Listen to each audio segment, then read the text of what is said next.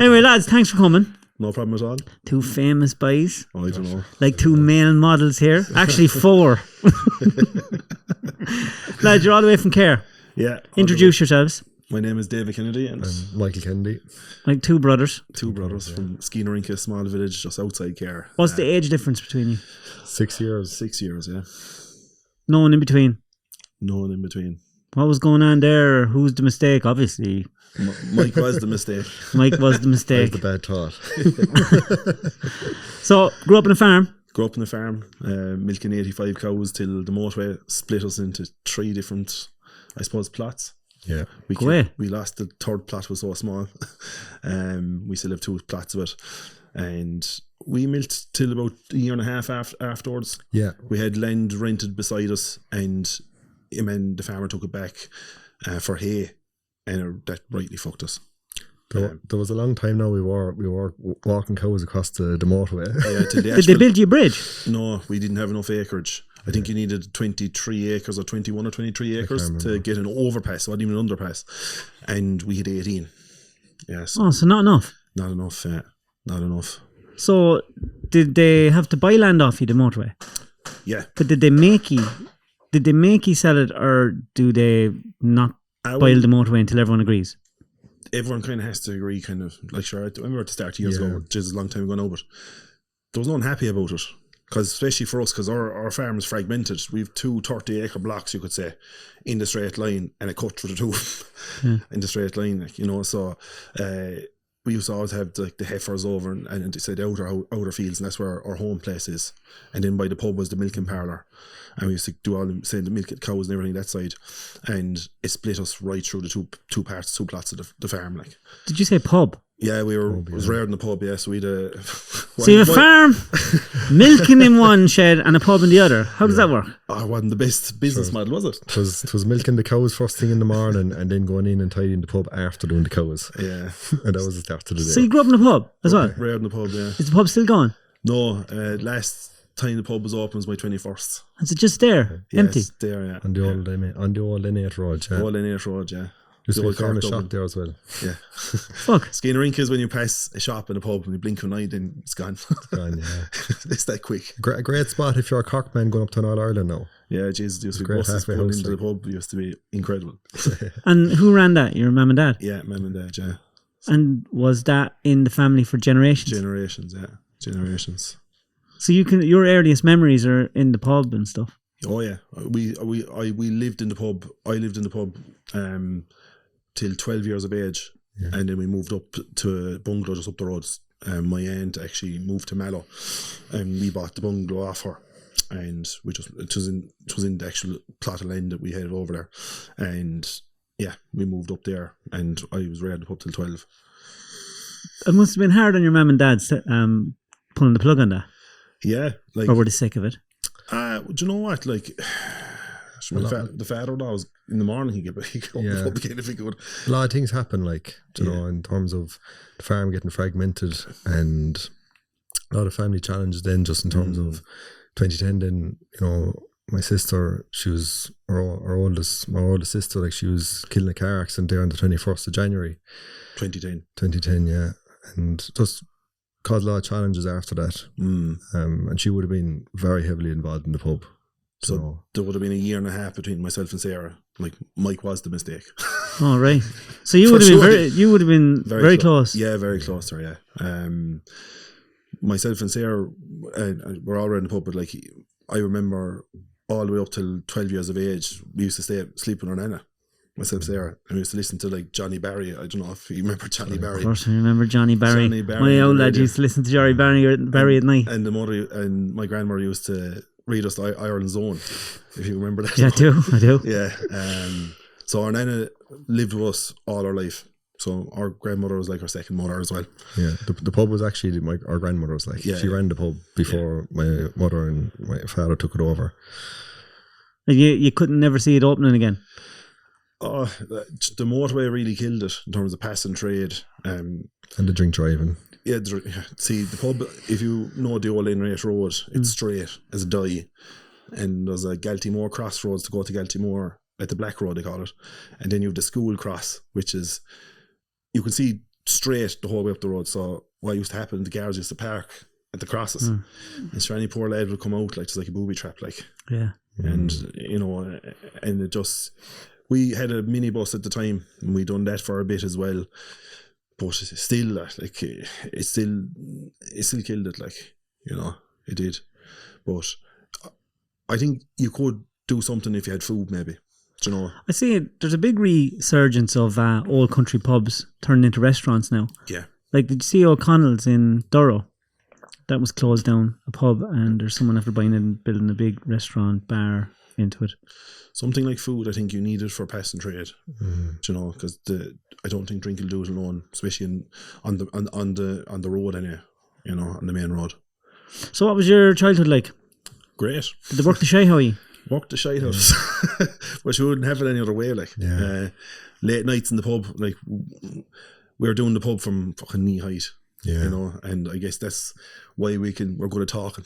We're good at talking shite. You're forced to socialise. You're forced to If there's someone socialise. in the pub at 6 in the evening after the cows, like, you had to make conversation. There used to be one particular man, he used to come in at like 4 o'clock in the day, like, he used to arrive on the Jeep.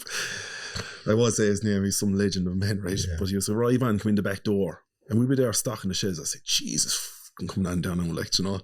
But you have to stay with him there talking till about fucking, you know, 7 or 8 o'clock at night, like. But he'd be there, he'd sit away there, he'd stand away at the bar, and you'd be there stocking the pub, chatting away, like, not a bother, like. From what I see in our local village, I love our local.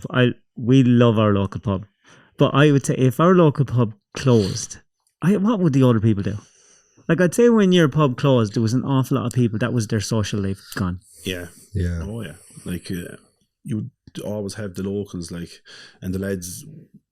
You know, it's sometimes it's just like it's there like a routine for them. You know, down to the time, like down to how many pints they'll drink, for example, and what they can get away and tip away home, like, you know. And it was there like routine that time, you know. But I think what really killed that was COVID, really. Yeah. Yeah. You know, Jesus, it really killed it, like, especially for the older people. So sad. It's just that generation, like, you know, there were the older lads that be, you know, getting on now, like, you know, the fear of COVID, then it just, they didn't have that outlet as they had back then, like. And, you know, like, even the lads that used to be coming into the pub to us, like, they're getting rarer and rarer now. So the men that would want to go for their few drinks there on a Monday, a Tuesday, maybe a few on a Thursday, get ready for the weekend, like, it's not, there wouldn't be as many that would be like that anymore. No. I think though, with modern life, I think people, they're not going for a few pints, they're going for a break from the busyness in their head. Just separate from work, separate from home, separate from all this bombardment of everything. Just go in here, have a bit of quietness, think to myself. Like, even if you say I'm after going up to Dublin a couple of times now in the last while, or you'd see people when you're watching TV, they're just sitting in there. It's like a coffee shop. They're just in reading a book, or they're listening to their music or their podcast while they're having a drink. Now, it's different in the country because you have to drive everywhere. Yeah. But look at coffee shops. Crazy. They are the new pub. And their coffee's dearer than drink. Coffee shops and saunas. Well, we don't have too many saunas now. The machine, if the air conditioning is not working, that's as far as we get now with saunas. Yeah, sauna is a big thing as well, but coffee is nuts. So do you have saunas down where you are? We have one. Yeah, we have one a in sauna Care in there, Care, the heater treat. Yeah. And do you go to it? Yeah. And we're not too far from Cork either, so we go down to Middleton as well. It's about an hour, isn't it? Yeah. 45 minutes or so. Down to the sweaty sanctuary. Is it called It's not called that, is it? Is it a brothel? Paddy is Hey, that's a brothel name. No, that's just it. The Sway Sanctuary. If he's listening, he gets some laugh out this. That's some name. Some spot, yeah. But yeah, we've done that since COVID. I think even during COVID, we used to go down before any saunas, just get out and dip into the water for. When the pub was going, were you into your fitness? Because I watched a few of your TikToks and you were like, you looked like you were big into cars and big into drinking. Yeah. So no, I suppose through the years, I always played GA from a young age. Played rugby as well, because I was always a big enough lad. You know, I was around 16 stone, even coming into early secondary school. So I was always playing prop forward, you know. I always felt like I had a place on the pitch, if that makes sense. I suppose the more started drawing silage, then 15, 14, 15, 16, got more into cars and engines. The interest started to slip a small bit. But I played Munster Schools Rugby with Rockwell. We won the Senior Cup in 2010. So that interest was still there. So it's kind of funny because going to school in Rockwell, you know, everyone was so into rugby and going for Munster trials and all that. And I'd be all 100% into that and the whole that, but then come back and then there's like fags fucking side or drawing grass. You're only a chap.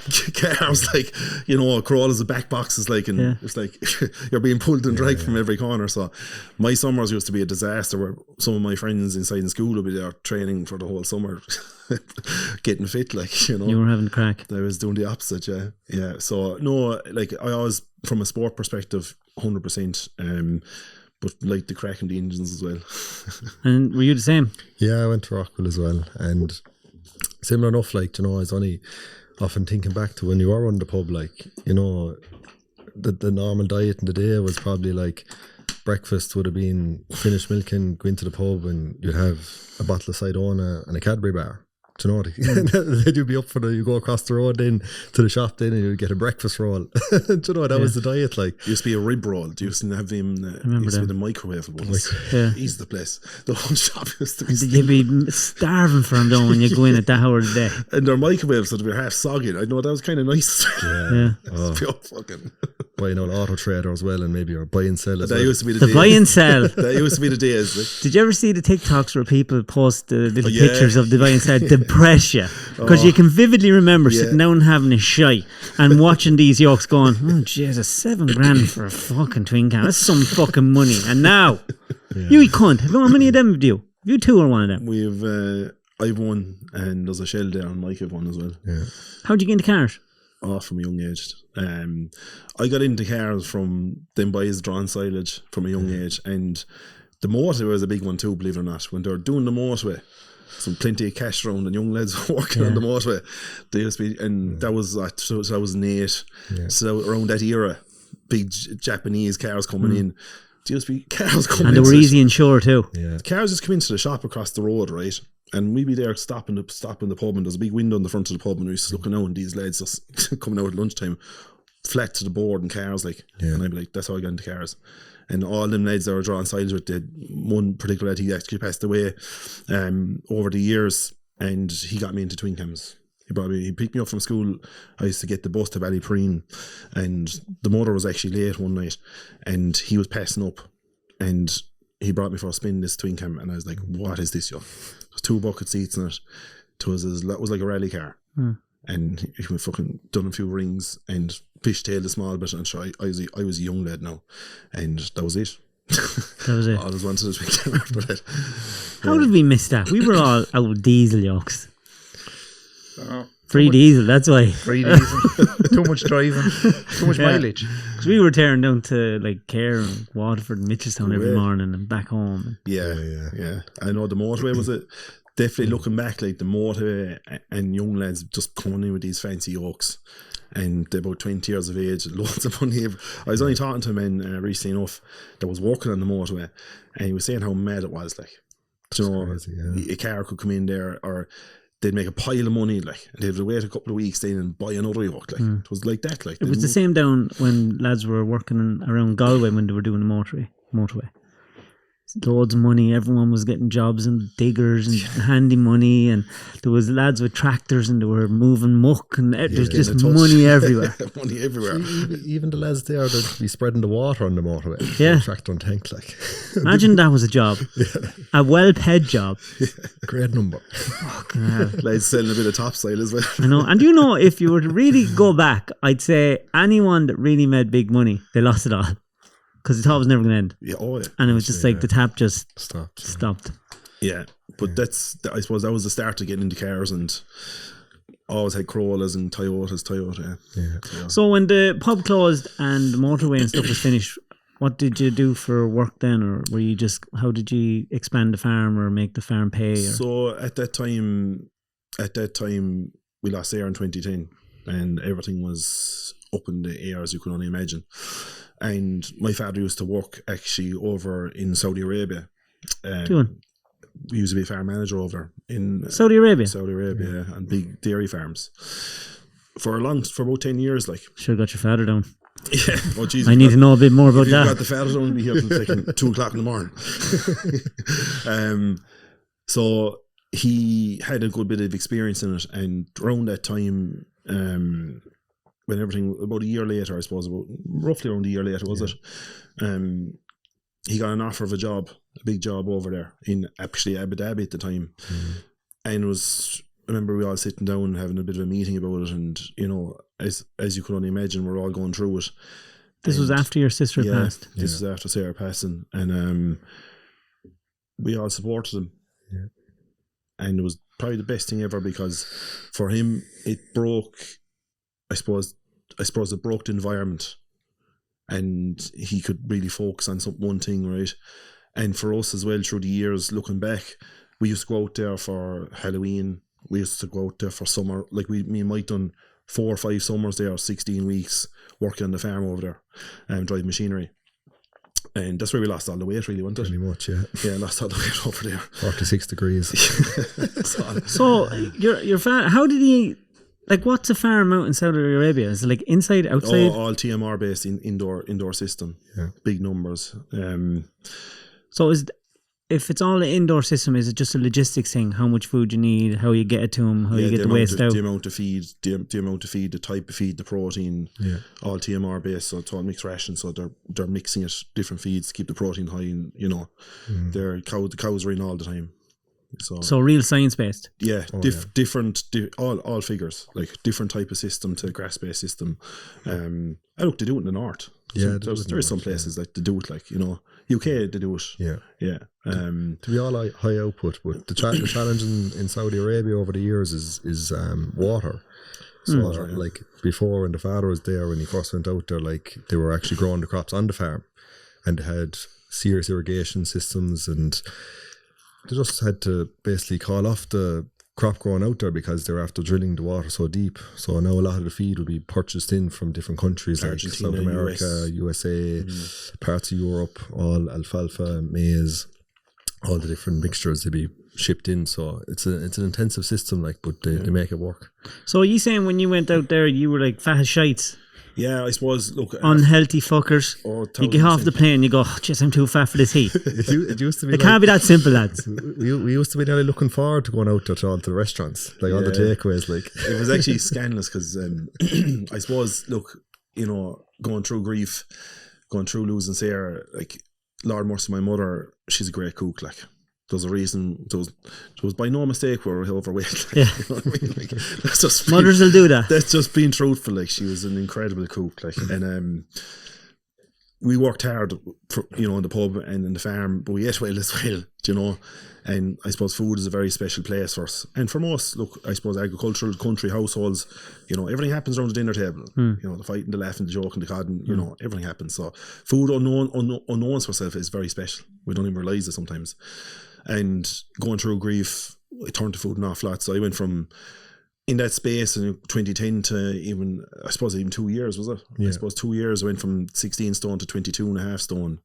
You know, so I gained a lot of weight. Mike the same. What weight did you go to? 18, 19 stone. Yeah. You know, and he was young, like. But Dubai didn't help that, because that was in the process of Dubai as well, because we used to go to Dubai in a holiday or 2 weeks and eat like fucking kings, like. Yeah. You know?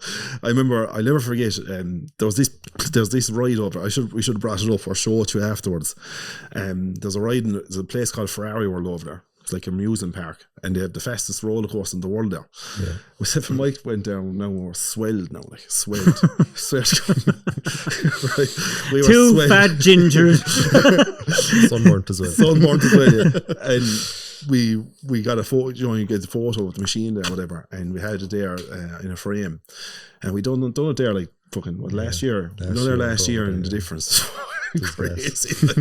But we were heavy there, yeah. But yeah, that's where I suppose a lot of the weight came on over there, moving back and going into a new environment. But that being said, like, right, the weight came on, but it was a great detachment for us too. You know, getting in from Mam as well, getting away from. Did your mum go over as well? Oh geez, yeah. Even for Mam as well, to like detach. we used to go there for the Easters, and we done a couple of Christmases there as well, actually, and we used to do all the summers there, and it was great because got out in that environment at home as well, Cause it'd be like, this time of year would have been a challenging time because it was coming close to the Sarah's anniversary, and you were obviously the three very, very close. very close. Yeah. Like all of us are very close, and losing Sarah, grief can be a very interesting one. It can push families apart or it can make them closer, and it brought us closer together. And as a result, me and Mike are so close. That's why we never fight, never row, because I guess we see the bigger picture in life too. Life is precious, Never fight. Never fight, no. I'm not playing that now for 1 minute. If we had a fight, it might be bad. Yeah. But we fight again. But we very rarely fight. That's it. Me and you, right now. I wouldn't really bickering and all, but I think when you're going through grief, like, it's just, you get great perspective because, when however, like, myself and Dave losing our sister, for my mother and father to lose their only daughter, like, and see my mother go through grief, my father going through grief, like, it just makes you think, like, the days you find that are tough when things are going wrong, they're not half as bad as when you compare it to that day, like. Yeah. And did that make it, do you think, easier to double down on your health and fitness? Or was that a different thing? That was the main reason, to be honest, Dave. For me, it went to a stage when I was 22 stone. I was in college at the time. I was doing egg science. And it was the second year of egg science, because, like I said, we can talk to the wall, right? The house parties and the pubs were always great crack. But come to the nightclub where everyone's going shifting each other, I felt like a spare prick there. Like, I had anxiety out my chest, and I used to just leave, and I'd be telling lies to my friends, just disappearing. And it went to a stage over like a couple of nights out, I don't know, maybe 5 or 6 or maybe 10 nights out, they started calling me Disappearing Dave, nickname, but they didn't know why I was disappearing. But I'd tell them, I should went to a house party, or met one of the lads, or got too drunk, and I was just leaving early because I didn't want to be holding them back, holding the lads back, and that kind of came to a head where I stopped going out as much.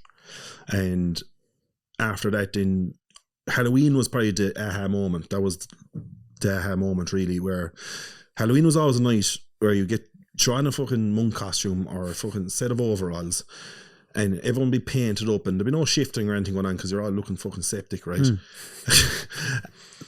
That night I even went home, and that was the straw that broke Cameron's back, really. I remember coming home, come back to the apartment, and I remember even the taxi driver lied to him. He's like, "Jez, you're going home early." I said, "I've work in the morning." So even lying to the taxi driver, I didn't know, right? Came back to the apartment and sat into my bed, and I just said, tears rolling down my face. I said, my sis, if Sarah was here, because I was very close with her, like I showed her how to drive. We're talking about girls that come up to that age, before she passed. If I told her what I was doing, how would she feel like?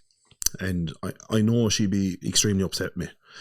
So after that moment, I just decided, I'm making her proud. That's it. And after that, we started making arrangements to actually start to better myself. So, and did you chat about this to Michael? Oh yeah. And Mike, when I started, we started working together, like when I started saying, "Geez, I'm going to try and do something," Mike started doing something as well. We both started doing something, and I actually remember a friend of mine was going back to it was like a house, right? And I would garage out the back of it with a couple of exercise equipment inside it, bikes and treadmills and all that. And he lost a pile of weight there. Like I remember he was there like 2 weeks, lost like 14 pounds or something nuts, right? And I just said to him, "Jez, I might join you." And he was fucking shocked. He's like, "What?" And because I'll be straight, I didn't have the balls to ask someone for help. I just, it's hard to ask someone for help, like, especially when you're not in a great place, like. And I just said I joined him, and 15 months later, lost 8 stone. 15 months? Yeah, lost 8 stone, 15 months. Done it fucking arseways. like arseways. What do you mean? Like, didn't have a fucking notion what I was doing. But sure, as green as anyone else. Like, and we're When you say arseways, you were like just doing everything and just not eating. just that time I was given a diet plan. Like I was 143 or 4 kg, right? 6'1" or 2, and I was given 2,000 calorie diet and work away at that. And that started 4 months. The last 4 stone, like 12 weeks, was massive amount of weight, and I was fucking dry. I was like, everything I'm doing, saying no to nights out, purpose was there, because I think for a lot of us, including myself, because I tried to lose weight before, like, but you know, it's in our nature. We always put everyone else before us, you know, and it's always easy to let ourselves down, you know. But when I changed that trajectory, I'm not letting her down. Yeah, I couldn't fail. yeah, And it's up to even to this day, like, that's our mentality. So that's why we lost so much weight so quickly. But I done it wrong, because I started on 2,000 calories, a couple of months, maybe 6 weeks in, cut 500, 1,500 calories, another a month or 2 months in, cut another 500,000 calories. And I remember going through them 8 months, and I was over in Dubai at the time. I was eating 800 calories or 850 calories, like.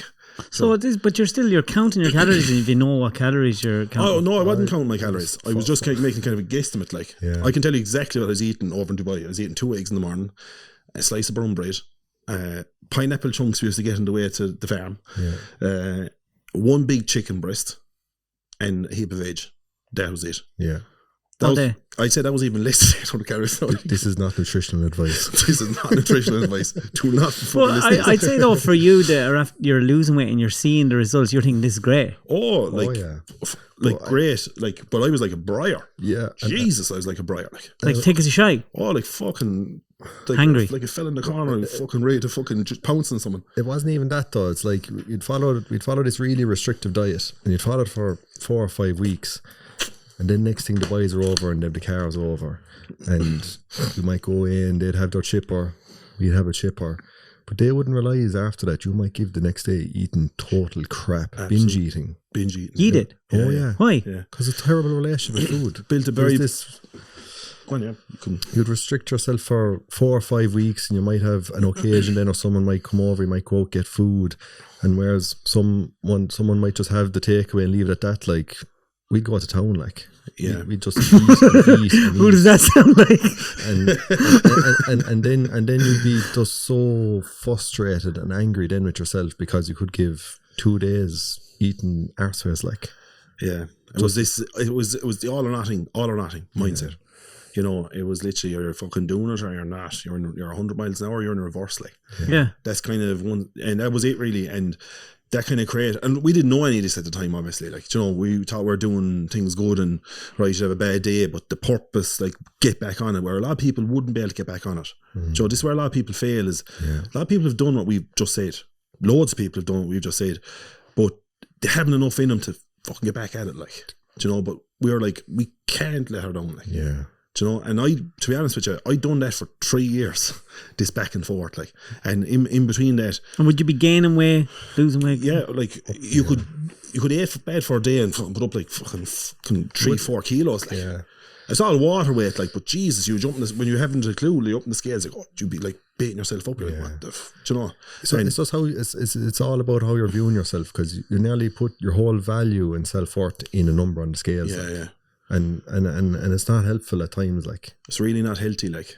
And I guess for ourselves, like, you know, when we lost the weight, I went on to say, right, Jesus, this was great, you know, and I felt great. Like, from a surface level, I felt fantastic. You know, Mike was in the gym. Mike lost 4 stone. Yeah. And Mike started going to the gym.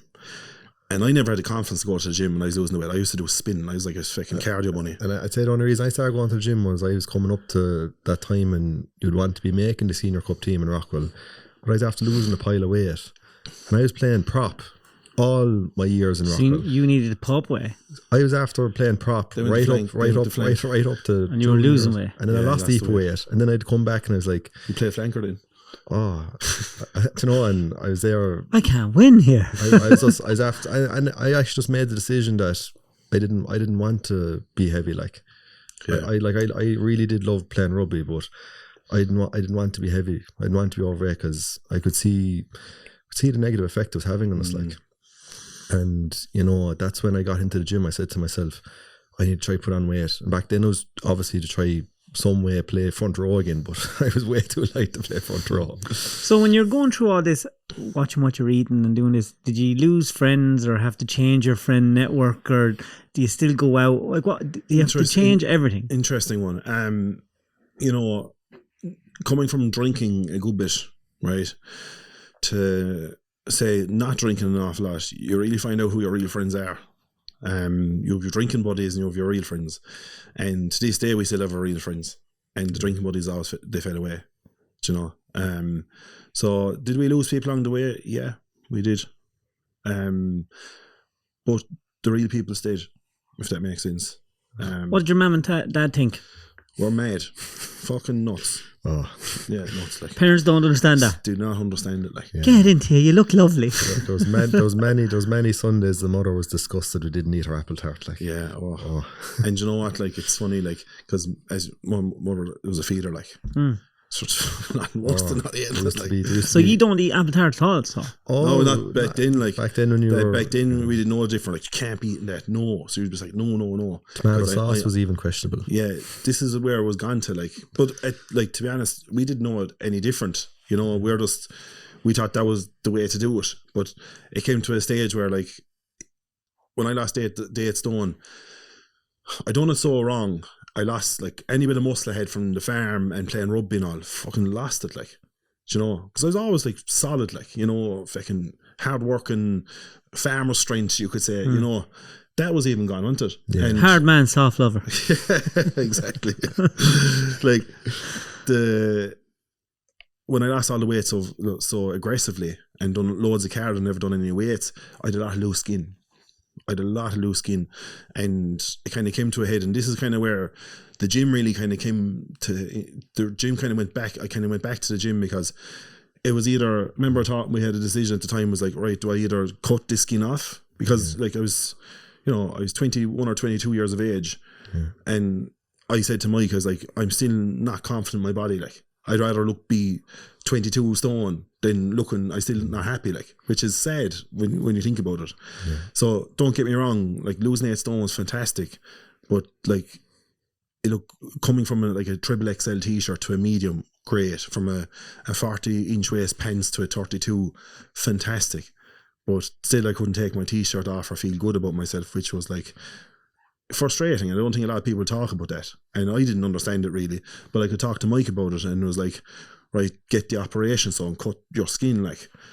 And I hate needles, or I never got an operation in my life. That wasn't going to happen. So I was like, okay, have to fill the frame out, like, fill out the space that you had. And that's where the kind of gym came into it again, like, because Mike was always wanting me, because Mike got into the gym that time, and he was going to the gym for like a year when I was trying to lose the weight, or was just the last bit of the weight. And he was always saying to me, you know, Dave, you know, come to the gym and train with me, like. But I'd no confidence, to be honest, and I feel so unconfident in the gym. I was like, oh, when I get to, 85 kg or 80 kilos, I'll go to the gym. I was like, I had to tick this box and then let myself go, because I was just comfortable on the spin bike and doing the class. And, you know, even I remember the big gym in Dubai, had to walk through the whole gym. Remember Fitness First? I had to walk through the whole gym to go into the spin class, and I felt like, Jesus. The lads there on string vests and all, and I was like, Christ, I couldn't do this, like, do you know? And then Mike was no bother, do you know? And he was always getting me to, like, just felt like, come with me and do it, and I didn't have the confidence to do it.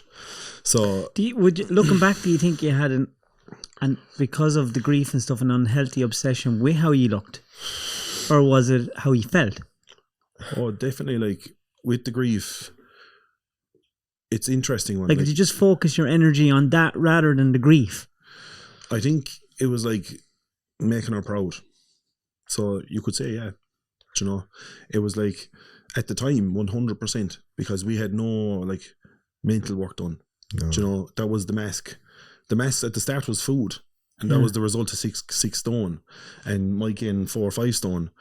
You know, that was the mask at the start, and that was like how to make it worse. Yeah. So how to, you know, and for us, I always say, like, I'm so glad I turned to food, because it could have been alcohol, it could have been drugs. Like, our grandfather was an alcoholic, like. Looking back, I know hindsight's 2020. Yeah. But is it head first and then body? Like, would you go back and tell young Dave and young Michael, maybe you should talk to a counsellor first? And I think head and body. Yeah. Head and body. Walk the body with the mind, and that's what we do because of our experience, you could say. It's to don't be changing your body thinking you're going to be happy in yourself, because you're not. I don't mean that in a bad way. I'm just being truthful. If you think that some people think about losing weight, if I was 2 stone lighter, I'd be so happy. You will not be so much happier. Trust me. Life will go on the same as normal. You still feel the same way.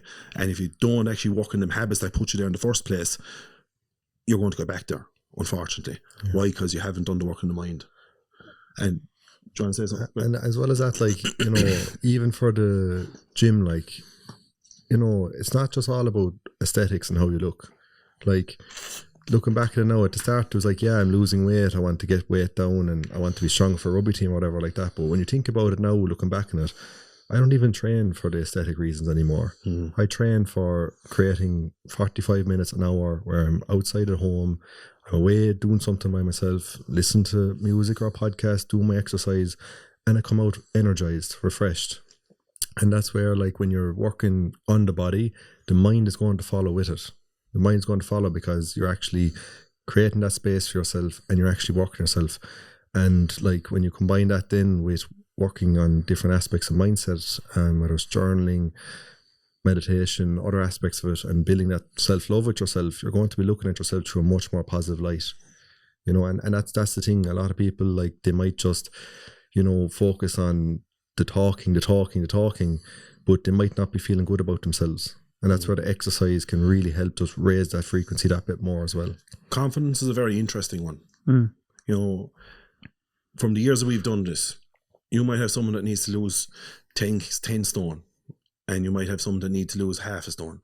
And the person with 10 stone could have way more confidence than someone that needs to lose a half a stone. It doesn't matter.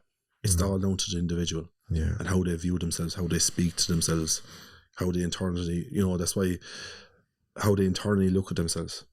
You have to work from the inside out, and most people think it's working from the outside in, and that's because I done it, and I never, this was where, I suppose, 2016, I done my first photo shoot as one of them wankers, right? And I remember Mike was there, and I said, what weight were you back then? 79 kg. 79 kilos. What was the lead up to that? Like, had you obviously you'd changed the way you diet and you'd found out and you'd got a little bit more information on the right way to eat and to... And actually, when I lost the 8 stone, I was like, geez, I like this. I like feeling good. I was very motivated, even though I was doing egg science as well. I actually done a personal training and a nutrition course in the evening as well, and learnt about food and learnt about how to feed myself correctly and to train. So I was doing the course. Did that teach you about your mind and the reason that you had your relationship with food and stuff? No, it did not. No. It did not. It showed me how to train. It showed me how to eat the right amount of food for my body, to my height, etc. And that was good because I didn't know any of that. I was eating 800 calories, fucking 6 months before. So I was like, geez, this is fantastic. Like, I'm really, and I guess for me, it was like, when I was coming to making Sarah proud, it started with losing the weight. I ticked the box. But the next stage was actually learning to change the body because I still wasn't happy with it. So the journey was still there, if that makes sense. It wasn't the end of the road. And starting to fill the frame out and learn more about the food and all that stuff was fantastic. But it came up to, another 15 months, about 15 months again, trained the body, filled the frame, leaned out, done the photo shoot. Like, literally would not recognise me. Like, I don't mean that I'm not blowing my own trumpet, but you wouldn't recognise me from 22 stone to this person. Like, and I couldn't see it. What do you mean? I couldn't see it myself. So when you done the photo shoot and you're looking at the photos and it looks like a different person, you're thinking... Because when I was 2016 that night, I was looking in the mirror. I was like, Mike, how do I look? And Mike was there, and I was like, geez, you need to improve this. You need to be better. I need to be better here, Mike. Yeah. He's like, Dave, if someone walked past you in 6 months ago, they wouldn't even believe it's you, man, and you could not even see it. And that was the the aha moment for the mind, because I was like, why am I talking to myself like this? Why am I so hypercritical on myself? Why is nothing ever good enough? Like, it should be good enough. I can't. Do you feel the same with yourself? Yeah, it's a case of like, you have this. Everyone kind of hates themselves a little. Yeah. You have this end target, but it's a case of like being able to actually reflect. And we didn't reflect. We didn't reflect on what we were going through, because when we reflected, the first thing we thought about was losing our sister. So we were just focused on like a horse coming out of the traps. Go, go, go, go. I have to get in the best shape possible. But you're not actually appreciating the journey you're after taking yourself on. And that's something we never done. And that was kind of the aha moment for Dave. And it's just been so hypercritical. And even then, I think that was the worst times you went binge eating after that photo shoot. That was, when I say I binge eat for 3 years, I was the guy in shape. You can imagine this now. Yeah. People that didn't saw me in the town or the local village say, like, this lad just changed his whole life. He's fucking going around in shape and the whole lot. But this lad was binge eating for a day or two in the background. And how much of a prick did I feel about myself? Like, how I was talking to myself when I done that, because I had all this going on in my head. It's like, you're supposed to be in your head, like, and that broke me down more, because it makes you feel so bad about yourself again. Because like you said, something interesting. We all kind of talk about it. We all kind of see ourselves a small bit, and that's fine. But it's having the tools to be able to say, cop on now, like, you know who you are, like, you know what you're about. It's very hard for people to give themselves that pat in the back. Like, it's very hard for people, and that's the biggest thing that we see with people is people can't speak nicely to themselves. As I always say, if we spoke to our best friends like we speak to ourselves, we wouldn't have many friends. Do you know?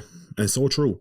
And that kind of when everyone just agrees, and like, that kind of opens our eyes, because I get it, like, and I guess for me, that was the worst part of the emotional eating side for me, because I was doing the thing, I was doing it all right. It was this all or nothing mindset, and if I had my purpose there, if Sarah wasn't in the picture and I had no purpose, I'd be fucking 25 stone.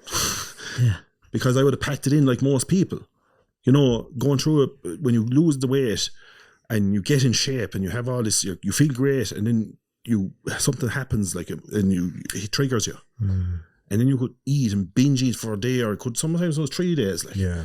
And what's binge eating? What would you call binge eating? Just eating shite for 3 days, but not like eating shite. You could be. I'm not going to say you're eating 10,000 calories every day, or eating like you're fucking. You can't stop. Like, it's like you just eat bad, like crap, like bars, pizzas, cereals, like. Fucking a lot of shite, like. It's like when you deprive yourself. Like, to be honest, if you think about it, like food is an addiction, and it's like an alcoholic. If you deprive yourself of drinking and you have your month off drinking, someone puts a heap of drink in front of you, you'll go mad. You'll drink all around you. It's the same thing. Like, if you're depriving yourself of food for 15 weeks and you're totally restricting yourself, you've no balance. And the minute you hit that target then, and the minute then you're after having your first takeaway, you just don't want to stop. Yeah, you'll be ordering the Chinese by the time you first takeaway eaten. and it's like anything, like it whatever the poison, as I call it, whatever your poison is, like, it's the same thing. And I guess that helped my mindset get in even more negative of how I viewed myself, if that makes sense. Because I was there beating myself up, telling myself these things, and I'd stay going. And that's where that aha moment came in terms of the mind was, I done the photo shoot, I done the thing, it was at the end of the line now, I done the body, like, the body's done, like, I couldn't do any better, like, I made her proud, like. And I was like, okay, when Mike said that to me, I was like, right, maybe I have to look at my head, maybe there is something I have to look into it. And then we started working with I call her mindset mentor now. We still work with her for the last 8 years, whatever, since 26, whatever that is, 2016. And she said to me, what did you do? I started working with a lady. Well, as a young lad, you're sitting there, where do I turn? What did you look for? What did you Google? Like, who did you talk to? Like, I actually went to a medium. Yeah. I went to a medium, and the medium told me, reach out to this person. And I did. And I didn't look back. Cool. Yeah. Um, Did they tell you anything else? yeah, loads. Yeah, They all come true. yeah, kind of, more or less. Did you go as well? Yeah. Yeah, we are actually trained mediums now. Yeah. Yeah, because of it. Would you do one on me? We would. You do later. God knows I need all the help I can get, lads. So what did you do? There'll be plenty of spares in here. Where was the first what was your first port of call when you went to this lady? Like, what did you just told her my story. But to be honest with you, Dave, I don't mind saying this, it was reflecting off other areas of my life too. Is I couldn't give myself that attention, right? I had to get it from something. And bringing it back to the all or nothing mindset. It's like the cars. I'd do up a car. I'd fucking, to be looking great, I'd sell it. Then I'd buy another one, thinking that, this is the one now, like, sell it. Move cars. Same with women. I used to be a bit of a whore, to be honest. And all the lads at the time were like, oh, jeez, you're some man. But I was kind of saying to myself, fuck, I kind of need it, like, I need that attention. I can't give it to myself. It sounds sad, like, and I didn't know any of that at the time, like, and it was happening for other areas, like, and it was same with actually the exam, same with studies, like, I went from lackadaisical egg science, like, to like doing good, and then doing a master's, like, done a food marketing master's, then went over lecturing agribusiness in Abu Dhabi. It all kind of went fucking next. And it was like, I put my energy because it was like validation I was trying to give myself. And I didn't know. Was it validation and keeping busy? Yeah, 100% keeping busy, yeah. Like, keeping busy, it was all happening. I guess, like, the gym for me, like, right, this kind of sounds like we're very negative about the fitness. But don't get me wrong, like, going to the gym and training and getting some time to go for a walk and doing all that stuff, that was keeping the head calm, like, that was keeping things aligned, right? It was only when something would upscuttle is where you could slip back a couple of days, but you'd always get back at it, like, and feel good again. But it was happening in other areas of my life. I couldn't understand it. Were you the same? Yeah, like, I'd say for me, like, it was always a case of, I was always thinking you'd reach this point where, like, when we were growing up, like, it was us farming, working, did egg science, agriculture, and UCD, did a PhD after that in agriculture as well, and it was just all farm, and the fitness was like, it's a great add-on. I was always like, I was always thinking to myself, there'll be a point when I'll just reach my finish line and I'll stop and I won't have to go to the gym anymore. And there was times there where you'd stop it for a while, and next thing you start feeling yourself going into that lower frequency, energy is down, the negative mindset starts to come in, and then you start to realize, like, I don't need the gym to look a certain way. I need the gym for the head. I need the gym to keep my mind in a good place, keep me focused, take that time away from whatever's going on at the farm or in college or whatever like that. And it was hard because, like, you go through phases then where you're going through college and you've nights out, socializing, and I think the biggest thing when you're after losing weight, it's very hard to not still view yourself as an overweight person. Like, I remember my first year, my second year, my third year in college, I found it hard to talk to women, like, and I was after losing weight, finishing secondary school, like, my first 2 years in college, like, was hard, and I was in great shape, like, but I still was like didn't have confidence in women at all, like, and it wasn't like, when I'm looking back now, I'm like realizing that I'm like, you actually have to. It's a process, but it takes time. Like, it's a journey. Like just on that, like, I was still viewing, and Mike as well, viewing ourselves. I was still viewing myself through the eyes of 22 stone Dave. Yeah. So if I was seeing a girl or I was in a relationship with a girl, I could create an argument, right, or have an argument, and I'd fucking be gone, like. And she'd have to come back, even though if I made the mistake and I'd done all the wrong, I didn't come back saying sorry to her. I'd say nothing and I'd just literally fucking be gone, right? And she'd have to come back and sort it out. And she'd all say, "You're so stubborn." And I was like, in my head, I was like, no, I just thought you were going to not come back. I didn't think I was ever good enough for you. So it was coming back to how I viewed myself again. So again, like, it all kind of came down to, again, how we actually viewed ourselves or how we worked internally. And coming back to started working with the lady, she said something very interesting to me. Told her everything, told her what was going on. And trust me now, like, I was never went to someone before, like, or anything like that. And I was like, sure, I didn't fucking know how this would work, or, you know. And I said, she give it a go anyway. So I said, sure, on the ground now, all you can do is come back up, like, you know. And she said something. She said, Dave, you don't love yourself.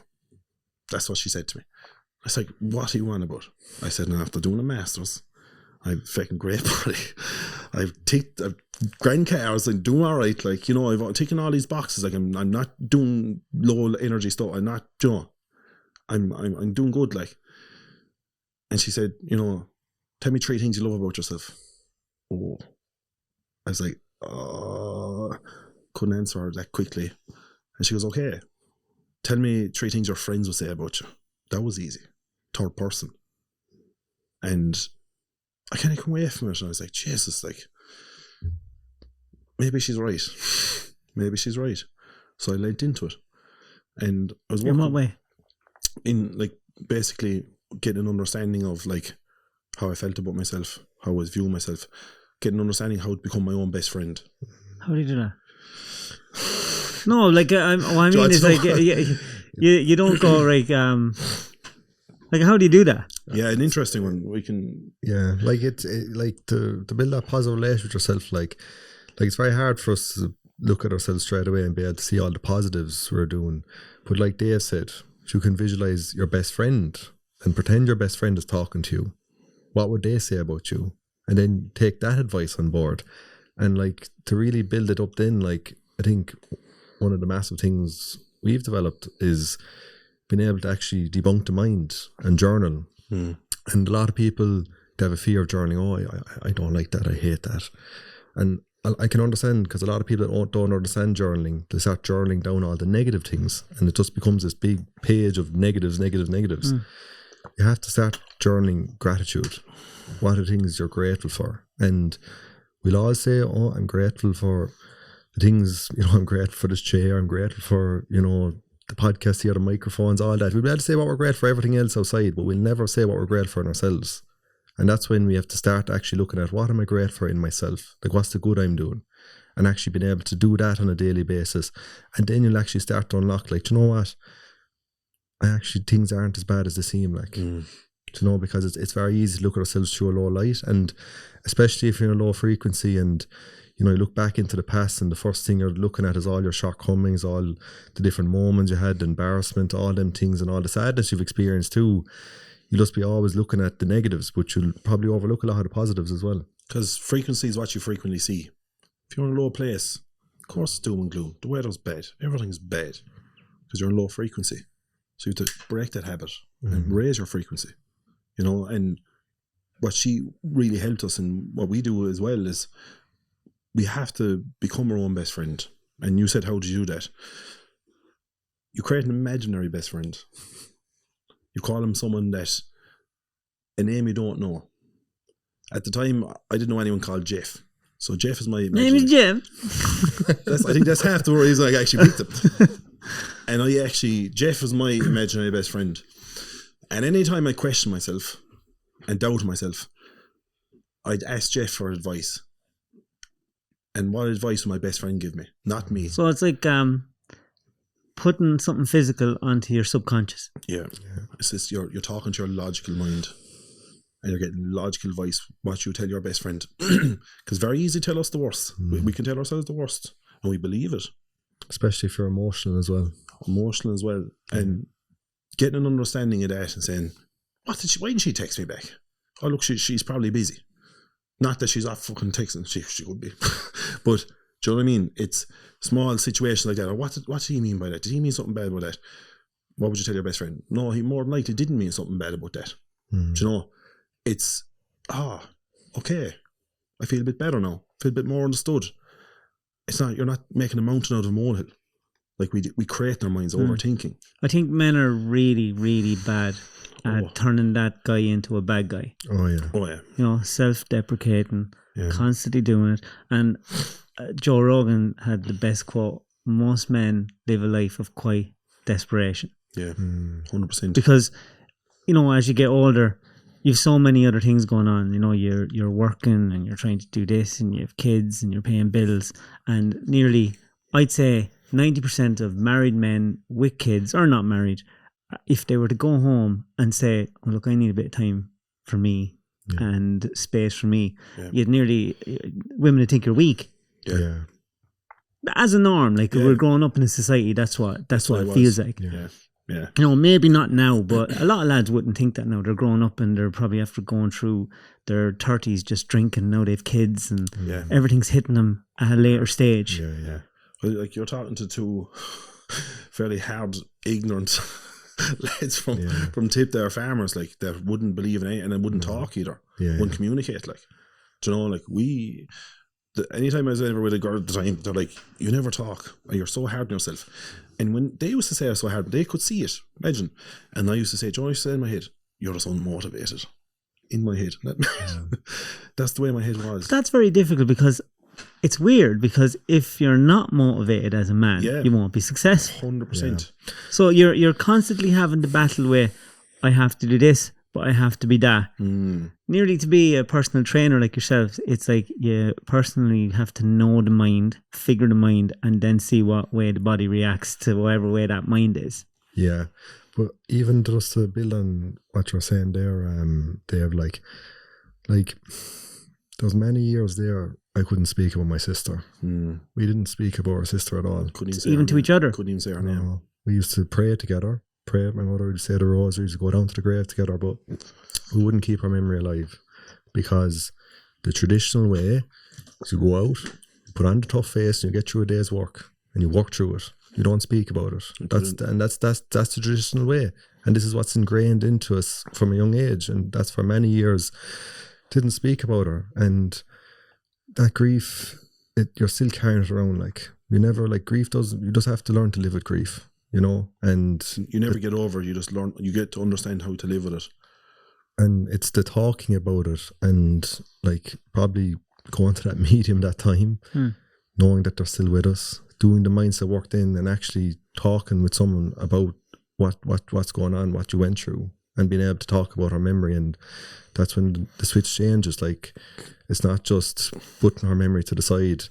It's about keeping our memory alive. And were you able to bleed that back into your family life with your parents? Yeah, like to an extent. Our father was old school, like most dads. Work through it, and he can see he can see the benefit in what we've done. But still has his old ways. Where Ma'am, Lord mercy on her soul, she was very open and believed. And Ma'am, like my first reading with the medium was with Ma'am, you know, and she was very always open, and that changed her process of grief as well, you know, of how she was dealing with things, because it gives you such a hope, and that's why that's changed my whole trajectory. And you know, anyone that's going through grief, you know, if I got this advice going through in that particular time, if someone told me this, I'd probably give them a flake, right? But they're still with us.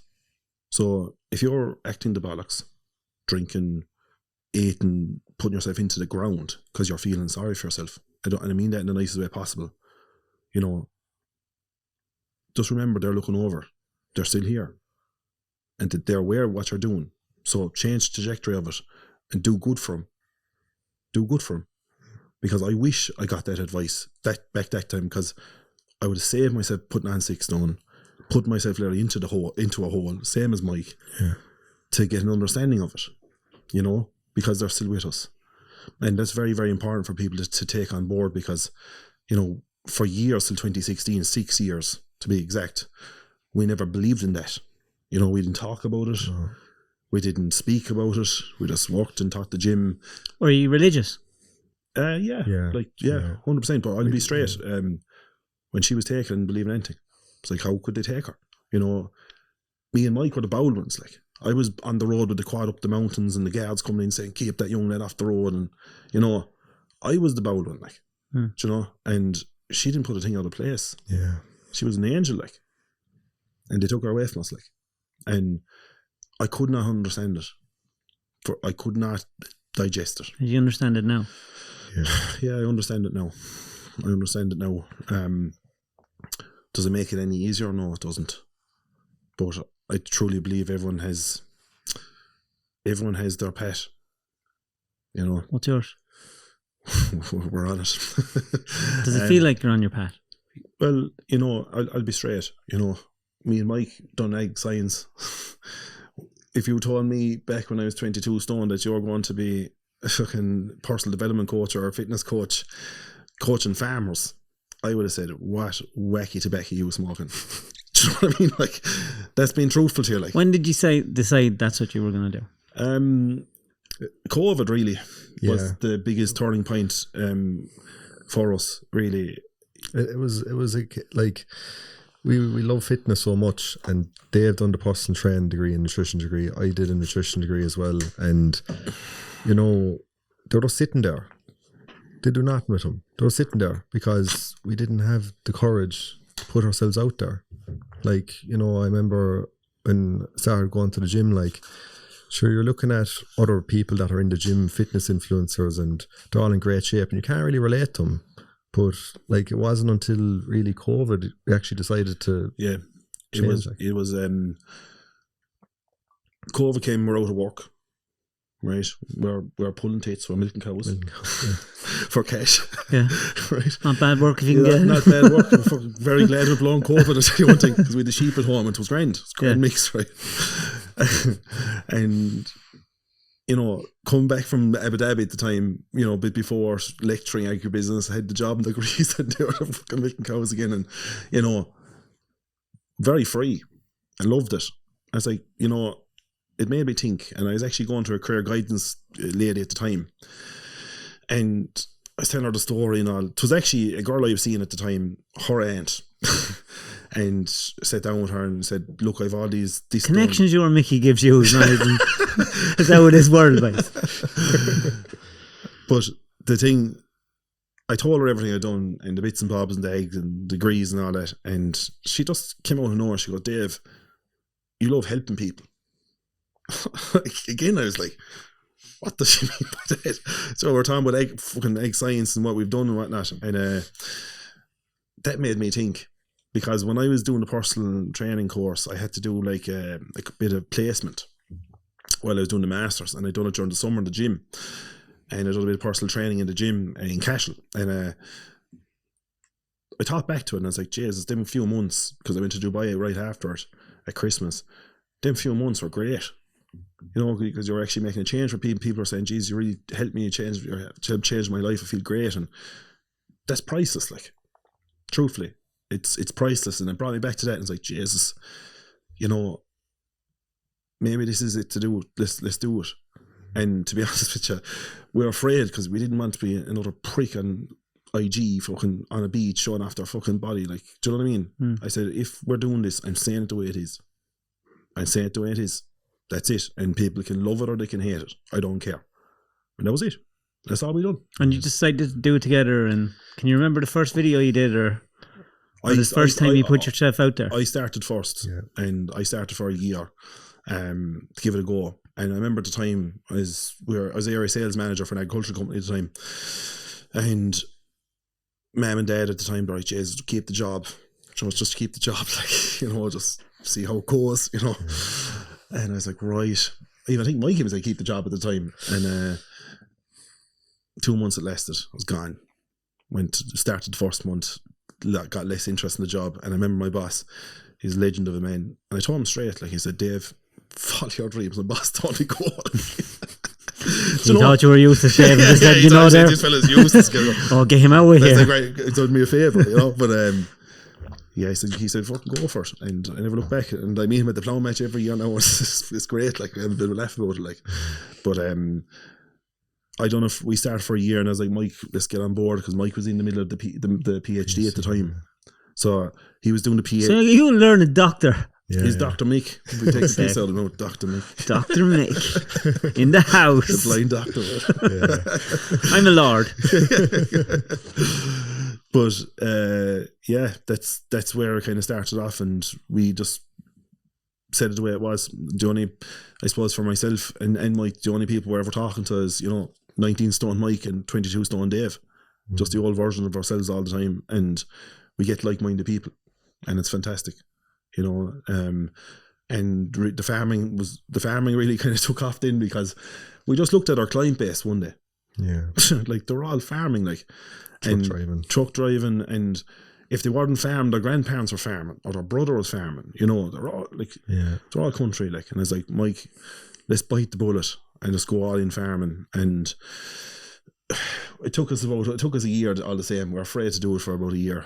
You know, because when you're starting, you're trying to like find your people, like, you know, and you're trying to go with the norm, which is, you know, helping people just with weight loss. But, you know, we naturally attracted people that were from that background, you know, contracting, farming, and, you know, it was just a case of one video I just done out in the farm, and that's really when it started, like. Yeah, we played with it for a year. We're kind of, because we're like, okay, we can try it, but what if it all goes to shite, like? Do you know, that was that fear, like. And it was like he said, that one video, we were putting out troughs inside in just out in the yard, covered in shite, like, and it went well. And I was like, right, these are, and because we were already speaking to like-minded people, and like, and I was like our meetings are like AGMs, like, so great, like, so you're speaking your language to everyone, like, you don't have to, you know, and it's great. So do you do your clients online, or do you meet somewhere? Oh, fully online. We do fully online. We do 3 calls a week. They do all the one-to-one check-ins and food and all that normal stuff, and then we do 3 mindset calls a week. So we do a planning week on a like tomorrow, 12 o'clock. So we plan out. We de-stress the mind firstly. We plan out everything moving forward. So Monday, Tuesday, Wednesday, Thursday at least can go well, right? Then Mike does a nutrition call on Tuesday evenings, and I do a mindset call on Thursday evenings. And we have an in-house psychotherapist as well. But we do one group meet up once a month as well. So we pick a location. We're going to Kilkenny now this month, and we call it coffee walks. So it's literally a couple of 1,000 steps, but it's more for the chat and to bring people together, because, you know, farming can be very isolating. Don't worry about that. Farming can be... It's me, being non-professional. Farming can be very isolating. And what we've really noticed, like, over the last couple of years is, like, people will travel to come to these events, like, you know, from back in 2-3 hours, like, and that shows, like, people want community. Yeah. They want that community, like, because it's not there. Because when I always look back, you know, 12 years ago now, 10, 12 years ago now, when I was starting off, if only for me and only for Mike there, we would, like, because all our friends would draw on grass, smoking fags, cars, you name it, like. Do you know, when I remember when I said I was going to go to the gym and start, what are you going there for? Yeah. I was like, what are you going there for, like? And it's funny now because they're all going to the gym now, like 10 years later, like, which is... How is it mostly men or women? 70-30. 70-30. Yeah, 70-30, yeah. What would you think the most common issue men have with struggling with weight? Oh, with farming. With your clients, anyway. Emotional eating. Emotions. It's all the head. Yeah. It all, like, people, you know, trust me when I say this, like, the food and the training will get you there, but the head actually keeps you there in terms of losing weight and keeping it off. Yeah. Right?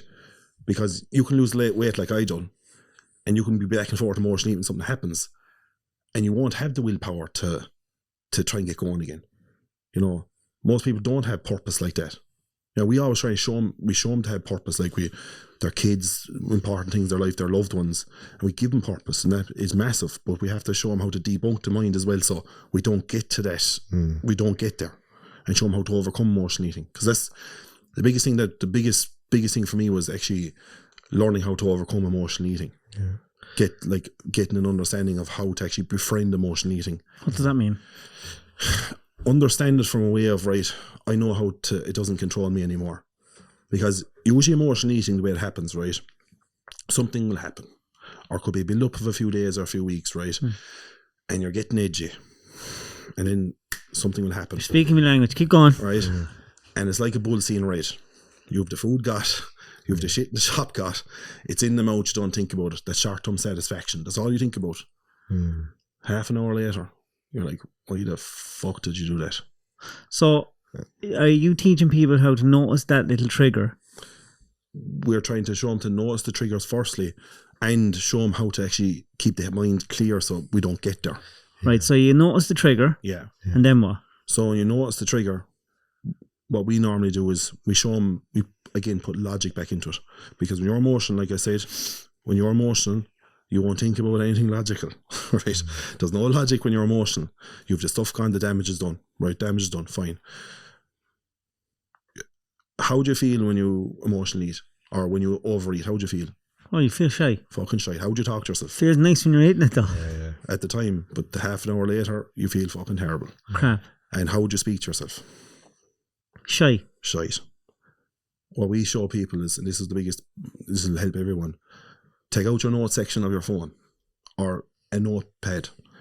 Write down how you're speaking to yourself. A couple of paragraphs. The bad stuff. The bad stuff. Oh, when you're in that, like I used to say before, I used to tell people before, when you emotionally eat again, because you will, right? Do this and then we'll build on it. But sometimes what I tell people now is, like you said, I ask you how to feel shy. Because, okay, tell me a little bit about what would you be saying to yourself? Okay, start writing it down, right? That's the logic. So this is one way we show people how we put logic back in, because we don't see that when we're emotional. We don't see the consequences. We don't see it. We don't want to see it. So I always say how we prevent it. We like to not get that far, right? But if we do get that far, because in farming, in what we do, shit can hit the fan very, very easily, right? And we can get there. Is you take out the note section of your phone or the piece of paper, whichever, right? Note section of your phone is probably the easiest these days. Have it starred and just read it. When you're fucking feeling angsty, start reading it. Because if you succumb to this is what you're going to feel. This is the conclusion. This is where we're going. I'm like, oh, I don't want to go down. I don't want to feel like that in a half an hour. I don't. And you might. There's been days, Dave. I've read that 25 times. Even now. This year, yeah. With the last couple of years, that's only because we man passed. Yeah. And this is bringing about. We can explain about that. Sorry to hear that. No problem. To be truthfully honest with you, Dave, like that's brilliant when you have the awareness. But we didn't know what emotional eating was for a long time. At the time. For a lot of people, when you're growing up in a country house, farmhouse, clean your plate. Yeah. Why aren't you cleaning your plate? You know, and this is the thing. We didn't understand portions. We thought it was bad manners to leave food on the plate. If the desserts came out, it was bad manners to refuse the dessert. And this is the way, you know, you're ingrained, your nature. That's your nature. That's what you associate food with. And then when stress comes, what's the thing that you're used to always having and enjoying? Food. And for a lot of people, when they join us, a lot of men, they don't even know that they're emotional eating. And they're stressed out of their minds. Cows, contracting, construction, whatever it is, timber, you know, and they could be food, but they're not actually aware this is the pattern that's happening. And it's creating the awareness first, and then when we create the awareness, the tools like Dave just explained, then they're worth their weight in gold. This is the thing for me that helped me break emotional eating and get an understanding of it, because this is all great me saying that. It will still test you. By Christ, it'll still test you. But the biggest thing is when you beat that once, that gives you some amount of confidence, because for a lot of us, it's a control. It keeps it's like a hook. It keeps you hooked down. You might go for a couple of weeks and you're fucking, you know, and it keeps you hooked down. But when you beat it once and you go another few weeks, geez, you're getting confident in yourself, and it'll test you again. You beat it, and it's building that wall. I call it the wall of resistance. You have to build that wall of resistance in yourself, and you're like, geez, I'm starting to understand emotional eating now. This is not my identity anymore. We're breaking that identity of them old habits, because Dave, most people, right, they do the diet plan, the training plan, they do the before and afters, 3 months, 6 months, fantastic. You see them 6 months later, they've all way back on. They're like, oh, it was unrealistic, just couldn't keep it up. They never looked at their habits of what put them there in the first place. That's why the food and training will not change your life. Food and training will not change your life. It will better it. It will get you to a place. It won't keep you there if you don't have your head work done. You have to change the identity. You have to change your identity. You have to view yourself in a different light, in a sense of, I am not a person that emotionally eats. I'm not a person that resorts to food anymore. It's the same thing. It's like when food is your place of comfort, drink is your place of comfort, whatever it is, whatever your poison is. if you're always viewing yourself as that's me, that's who I am, very hard to break the habit. You have to shift the identity, because when you shift the identity, you view yourself in a different light, and you're not a person that does that. And then it's easier for you to not associate yourself with those old habits that kept you stuck in the first place. Because you have the tools now. You're learning the tools to overcome it. Most of us never have, we don't have the tools, you know, and this is the way it is, Dave. Like, we're showing how to deconstruct in life, more or less. You know, you have a row with yourself, you go in and eat chocolate or shite, right? You break up with a young one, the boys tell you to get under another one. Does that ever make you feel any better? Maybe in that moment in time, but you're like, why so long since I was at that crack place. But you know, Yeah. the end result is never actually feeling better. Puts you into a bigger hole, how you feel about yourself and how you view yourself. It's the decision making. It's where people fail. This is the lady in the red dress. It looks great, but it's fucking the worst. And this is the harder part, but this is more fruitful in time.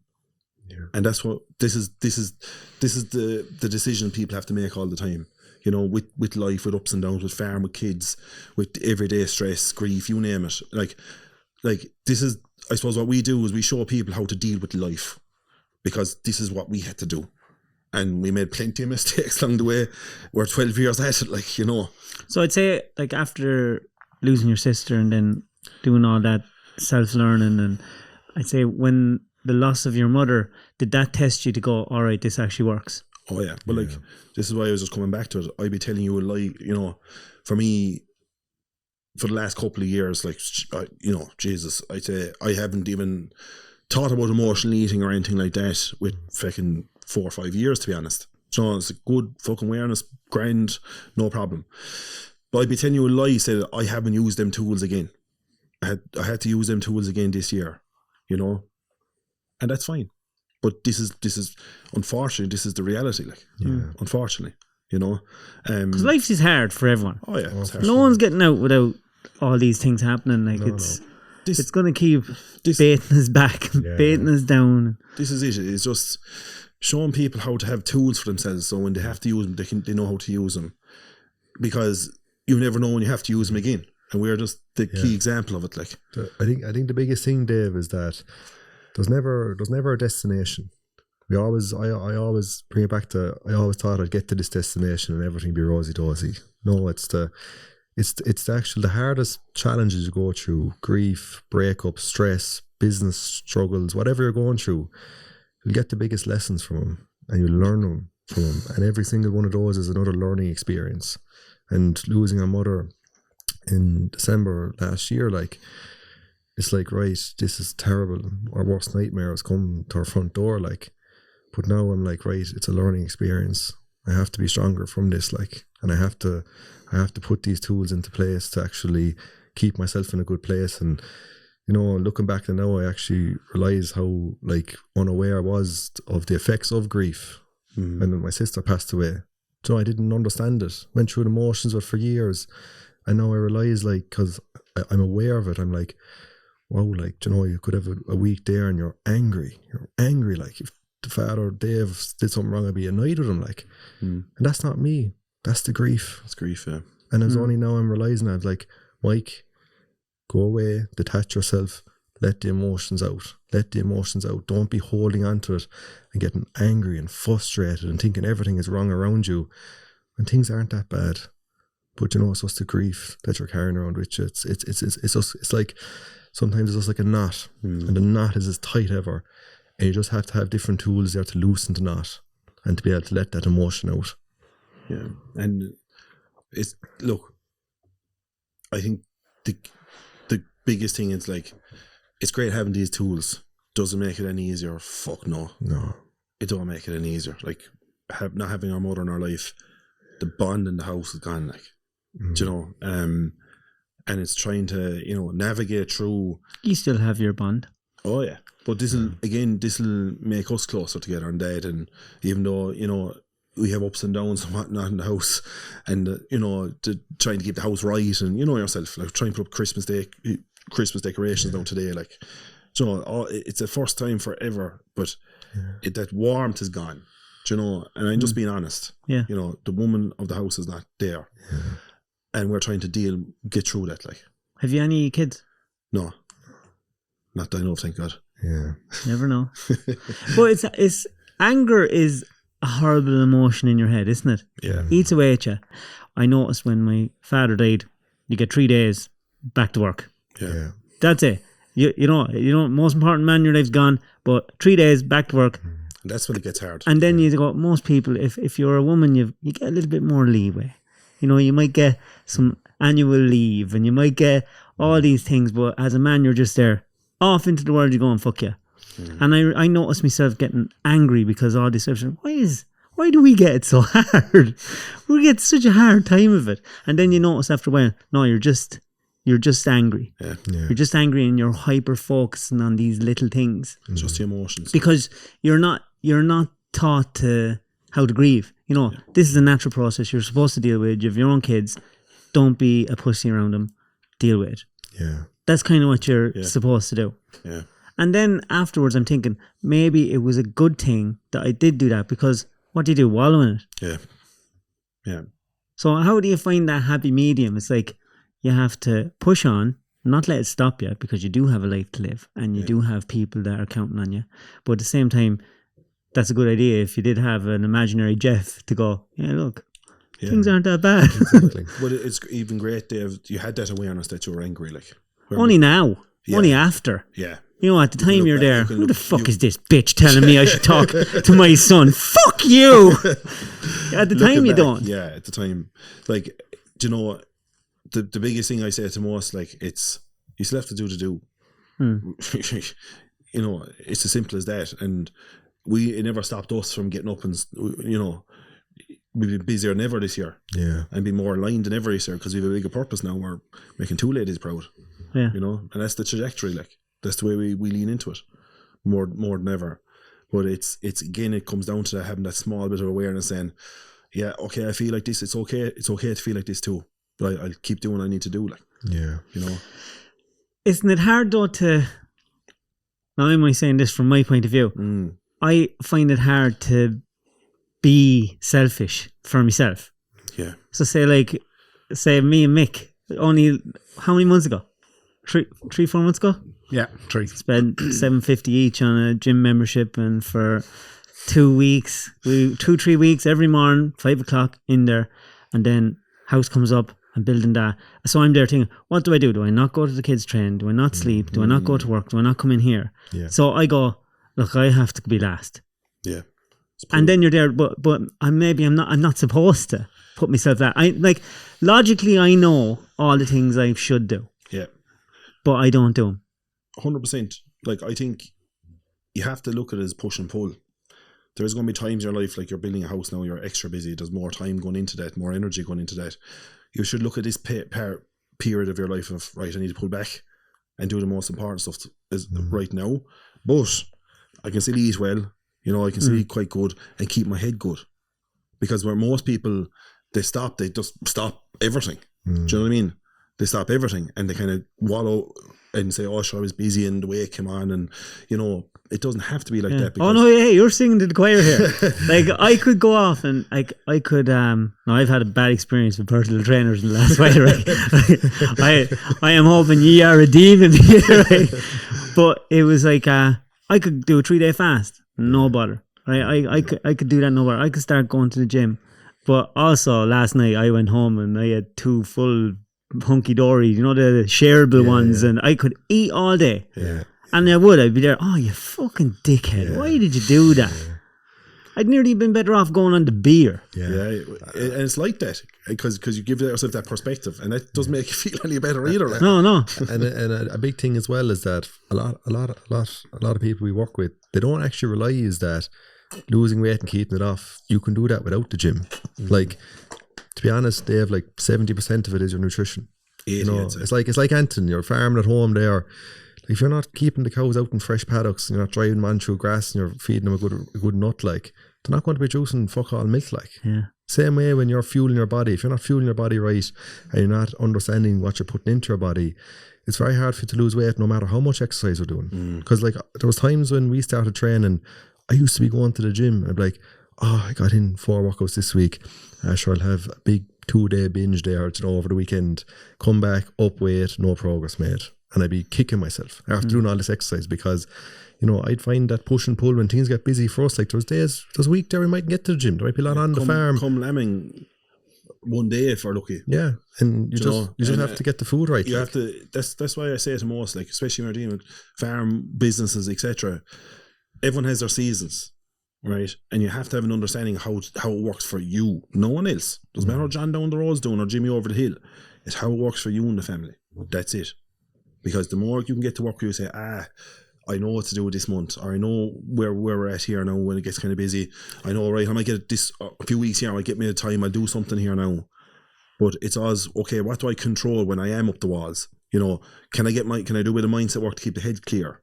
When the head is clear, the actions be clear. So the hunky dory probably won't happen when the actions are clear. Do you get what I'm saying? It's controlling one thing first, so the actions stay positive. But when it's all low, the actions will be negative. Does that make sense? And it doesn't help then that the positive, it's like you said at the start, it's the relationship with food. We work in forestry. The best part of your day, you sit in the van and you have your lunch. Have the lunch. And you have you think you're being healthy. I only had 5 big double sandwiches and 4 bags a day. To be honest, they have what I notice with a lot of our clients that have driving roles that are on their own for long hours period a day, going to the shop, getting that food is that bit of social time for them. Do you know what I mean? And I can understand it. It's quite in forestry. I remember talking on the phone because we have friends there in forestry local to us. It's quite do you know? It's quite, and yourself, time the cab, if the head ain't in a great place, mountains out of molehills. The head overthinks. And that's what we have most lads, especially drivers, because I went through it. Just overthinking, creating situations, right? That is crazy, And that's why I can't allow pizza people or plumbers in my house. I watch too much porn. I know what they'll do to my wife if they get in there. That's why I'll never have a pool. Them pool guys are the worst. But I think it's like that in Dave, you can go into the shop, you can have the hunky dories, but there's other options you can go for. They sell apples too. Do you know what I mean? It's hard to find them though. It's hard to find them. And I think that's the thing, is there's times there we'll still want to take away, but we know what to have as an alternative to just scratch the itch. Do you know what I mean? You're craving the chips and the pizza and all that. I'll have this healthy option instead, just to scratch the itch. And you're satisfied after it, and you're just right, I feel much better. The biggest thing is just having a bit of an understanding. It's like Mike said about the cows. You know that if the cows are lacking milk, you will give them more concentrates. It's like if you need to pull back, you're going out the weekend, we show people how to hold back a bit. So if you want to have the takeaway with the family, or have your night, whatever it is, plan it. But it does all come back down to, we just don't like ourselves. Yeah. It's like if you go to the vet and your dog's sick and they give you a pill, that dog will get that pill. You'll shove it into the sausage and you'll put it in, but you won't take your own. Yeah, it's hard. 100%, because we have a lot more going on, and it affects our mind. And when our mind is not in the best place, our frequency, the actions will be negative too. Do you ever wonder why that is? We're all not born like that. A little baby's not born disliking itself. It's as you progress through life. It's I often think when you're a child, you're innocent. There's nothing bad in the world. But as you go through the experiences of school and education, and you start getting disciplined, and I suppose for my generation, school is a walk in the park compared to previous generations that were getting an old smack or two. But it's just how you're conditioned, and when you start to see things aren't all roses and perfect, that's when you can develop that fear. I think sorry to butt in. I think the problem is the innocence is gone. Yeah. The innocence is gone. Social media, phones. Yeah. The innocence is gone from people. But it's not the phones with children. It's I've had 4 kids. And now schools do the best they can. Yeah. But it doesn't work on a mass, because too many children are individual, and you go into school as this little child that's just open to everything. Yeah. And you're the center of your world. And then you're told, conform, because school doesn't work any other way. Unless you conform, it doesn't work. So you're being pushed into this little narrow stream that our minds don't work like that. Yeah, agreed, 100%. I think the hardest for most, and it in our opinion, it's harder now than ever. Do you know? Because even for us, we didn't have the iPhone or anything like that. You know, coming to secondary school, we had, I don't know, picture phones or whatever. You'd be sending MP3 music clips to each other on Bluetooth. You know, they had dirty video, like, or whatever. Like, you know, I know nothing about that. Do you know, but like, you know, we were still innocent, like. Yeah. Do you know, where Mike was the first in the house, we had an iPhone. Yeah. and like, that innocence was gone, like, from a young age. So even the younger people now at this stage, and what it creates like, this is just my opinion, it creates like this false identity with some people where you have to look a certain way, you have to be a certain way. This girl dresses like this girl looks like this. It's even comes down to, it's just comparisons, teeth for joys. Yeah. It's like you could look at a fella there, a lady's a savage twin cam, looks the part, looking at the car, but your man that's posting it might be in an awful place, like, and you don't see that. That was us. So we'd all had nice cars and thought the cars was the answer, but it wasn't. Like, cars, why we've such a great connection with cars, because going through grief at the time, you know, it was masking the time working on cars, you know, buying and selling parts, shifting on cars. That masked a lot of that grief for me going through it. And that's why we leaned in, and that's why cars are very special to us now, even more, to be honest with you. And I can understand, you know, car guys, when you're working on a car, it's a progression, right? It's kind of like personal development, really. You're improving as you're going, as you're changing bits and bobs, you're doing something to the engine, then you're changing the body of it. It's all a process, right? It's a process of change, and you get you raise your frequency from it. You get happy because of it. And it creates passion. And cars for a lot of lads, and look, it can be trucks, whatever it is, cars for a lot of lads, it's like a saviour to lads, especially with their mindset. You know, because I speak to so many lads, and, you know, they might have a lot going on, but the cars, their outlet, like. You know, the cars, you know, they can meet like-minded people, you know, and there's no judgment. There's no judgment. Where social media now, like, is the opposite. It's all judgment, like. You know, and I just think that that alone, it helped us, you know. But for me, just coming back to what Mike said, we were the lads with the nice cars and dealing with grief and going through all of it. And I was in shape, and like, just lads in shape, and he's a twin cam, and oh God, he's fucking great. No, opposite. Are you happy now? We're all right. What is happiness? Exactly. Yeah. We're aligned. We're aligned.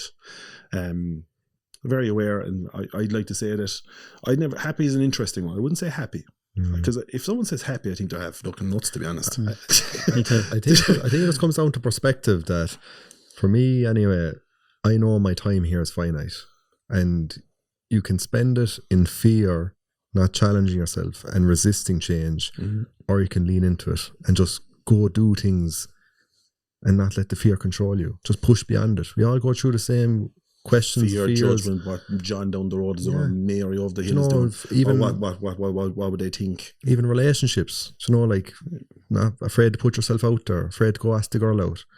Do it anyway. It's good. You're going to learn something from it, whether it goes well or it goes bad. You learn something from it anyway. Regardless, you know.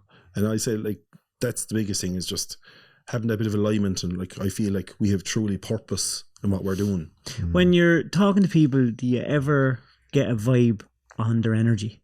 Like, we ever talking to people, like, you have a very, very real calm energy off that lad. Isn't there? Yeah. Or am I imagining that? But like, there's some people doing, they suck the fucking joy out of you. Yeah. So like when look, that's a different kettle of fish. Where, sorry to interrupt, they're not in a great place. Like, if the people are, I always say, this is in what we talk about in the program as well. You know, someone might start the program with us, right? Like us all there, probably might be in a negative energy, and our friends might be negative, and we're all fucking working off the negativity. We're all in the same frequency. It's all great, all chip on our shoulders type, right? Then you start improving yourself, and you start getting better. And then the person starts to realise that, Jesus, like, that one's fucking sucking the energy from me. Like, can't understand it. And it's like, do you know what? This is where you start to detach, unfortunately, because everyone's on their own journey, right? And if that person is like that, that's their path. That's okay. Just keep them at arm's length. Have you ever trained anyone where it was actually someone else holding them back? Yeah, Yeah. definitely. for And, sure. and like you won't just like It's not straightforward. you don't find that out straight away. Like you'll find that out after when they're something gone through. changes or something, some new you're after learning or developing yourself, and then you start to build that awareness. As I bring it back to, it starts with getting the awareness first. We stay in years not having the awareness, not knowing why we feel this way, what's affecting us. But when we start to get that awareness then we start to recognize it. Do you know, it's like, It's always like 3 months in for our clients, really. yeah, Do you know, the awareness in, and we're talking about it, and they're like, do you know, the body change, and then there might be a negative comment pest, or you're never around anymore, and sometimes they're like, oh, I didn't know how to, make it, how to, distinguish that or digest that, and that's where people is a reflection on themselves. John, they don't like the change. That's okay, like, and that's fine, but you can't hold anyone back from making the change for themselves either. Do you know, and that's life. Do you know, we experienced that through our journey, where we had people come up to us saying, "Oh, you're different." Thank God. Imagine staying the same forever. Yeah, 100%. You're different, because for me, and this is going through the journey with no awareness. I remember saying to Mike, I lost the weight, and everyone was so fucking happy for me, like fucking unreal. yeah, Then I started getting into shape. That's where things got different, where they started saying, "Oh, Who the fuck does he think he is?" there you go, yeah. and you're different. You're not the same. Don't ever change." And I was like, "Mike, if I changed," he's like, "No, it's a reflection on the individual." It's difficult because you're changing, but sometimes you don't give yourself the permission to change. Like there was times when I was going through my own journey, and you'd say to yourself, "No, I'm not going to eat bad," and then your friends might bring you somewhere like, "Oh, you'll get something to eat," but you wouldn't say, "No, I won't eat tonight," because you wouldn't want to, worry what they think. Because sure, that's Mike. Mike always has a large piece, a large Domino's, so that's what he always gets. Do you know what I mean? Like, but it's hard to speak up for yourself. Put up them boundaries when you're in that for years. Yeah, or you're in that cycle for years. Even for ourselves going through, lads, all country lads, chipper, like when we're working in the cars, might be working at 11 or 12 o'clock into town for chips, like big ball of chips, or bring the chips out. That all changed, like. So what, have you a totally different social life than you used to now? What's your social life now? Oh, social life is totally different. Like, I haven't drank in 2 years. And that was not by, oh, I hate drink or anything. I still think my nana will turn her grave, to be honest. She was drinking, like, but it was just because I kind of came to a stage for me. I used to use drink for confidence when I had no confidence, and that was when I was in shape, right? Not mine when I was overweight. It went from, for me, when I was 22 stone, it went from me going in, I couldn't go into the pub by myself. When I had to go in with one of the lads, and I'd be worried about, jeez, what the fellas, people were saying, oh, jeez, he's big, or, fuck, he's after letting himself go, or, it was that mindset. Then I lost the fucking weight, and I was going in saying, still feeling the same, saying, jeez, what do you man think he is coming in wearing that t-shirt or that it's like, fucking hell, there's no happy people here. But that was before the mindset. But I guess, like, for ourselves now, like, I don't drink. And it was just because, I suppose, anytime I went out, I was like, It's not enjoying it. it's not enjoying it. And I'm not going to say I'm never going to drink again. Like, I don't say drink is the devil or anything like that, It just came to a stage for me where I was like, Jesus, I'm literally better crack when I'm not drinking, because I'll be honest, when I was drinking too much, I was thinking about my sister, and puts me into a bit of a hole. And I was like, fuck, I don't want to feel like that. I don't want to go through that, like, and that was at the start, and I was just like, I don't see value in it.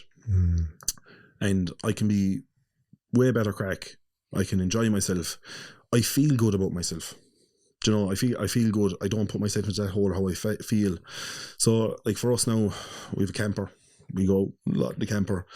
We do track days on motorbikes. We do a lot of adrenaline. You motorbike man? yeah. Big motorbike man, bastards. yeah. We do track days Mandela. I seen your motorbikes on the TikTok. Then. Yeah. They're another fucking drug, so they are. Yeah. Great community and the bike Unreal. Of mad people. Yeah. The fuck is sound? Sound. Yeah, good people, Yeah. So can you do wheelies? we do a bit. We try it, yeah. Would you be able to do a wheelie? Yeah, we could do a wheelie, yeah. I keep wondering what it's like to do a wheelie for the first time on a motorbike. On the track, like, on the track, the bike could do wheelies itself when you're in momentum. Yeah. On the road now, I remember the 600 on the road now, and fucking hell, you'd have to clutch the shite out to put up the back wheel. Yeah. So I was like, if I keep doing this, I'll land on my hole. Like, And have you ever landed on your hole? No thing. I've come off the bike on the track a few times. Not on the road. I've come off the bike a few times on the track. Would you have all the gear? And I have the gear and all that.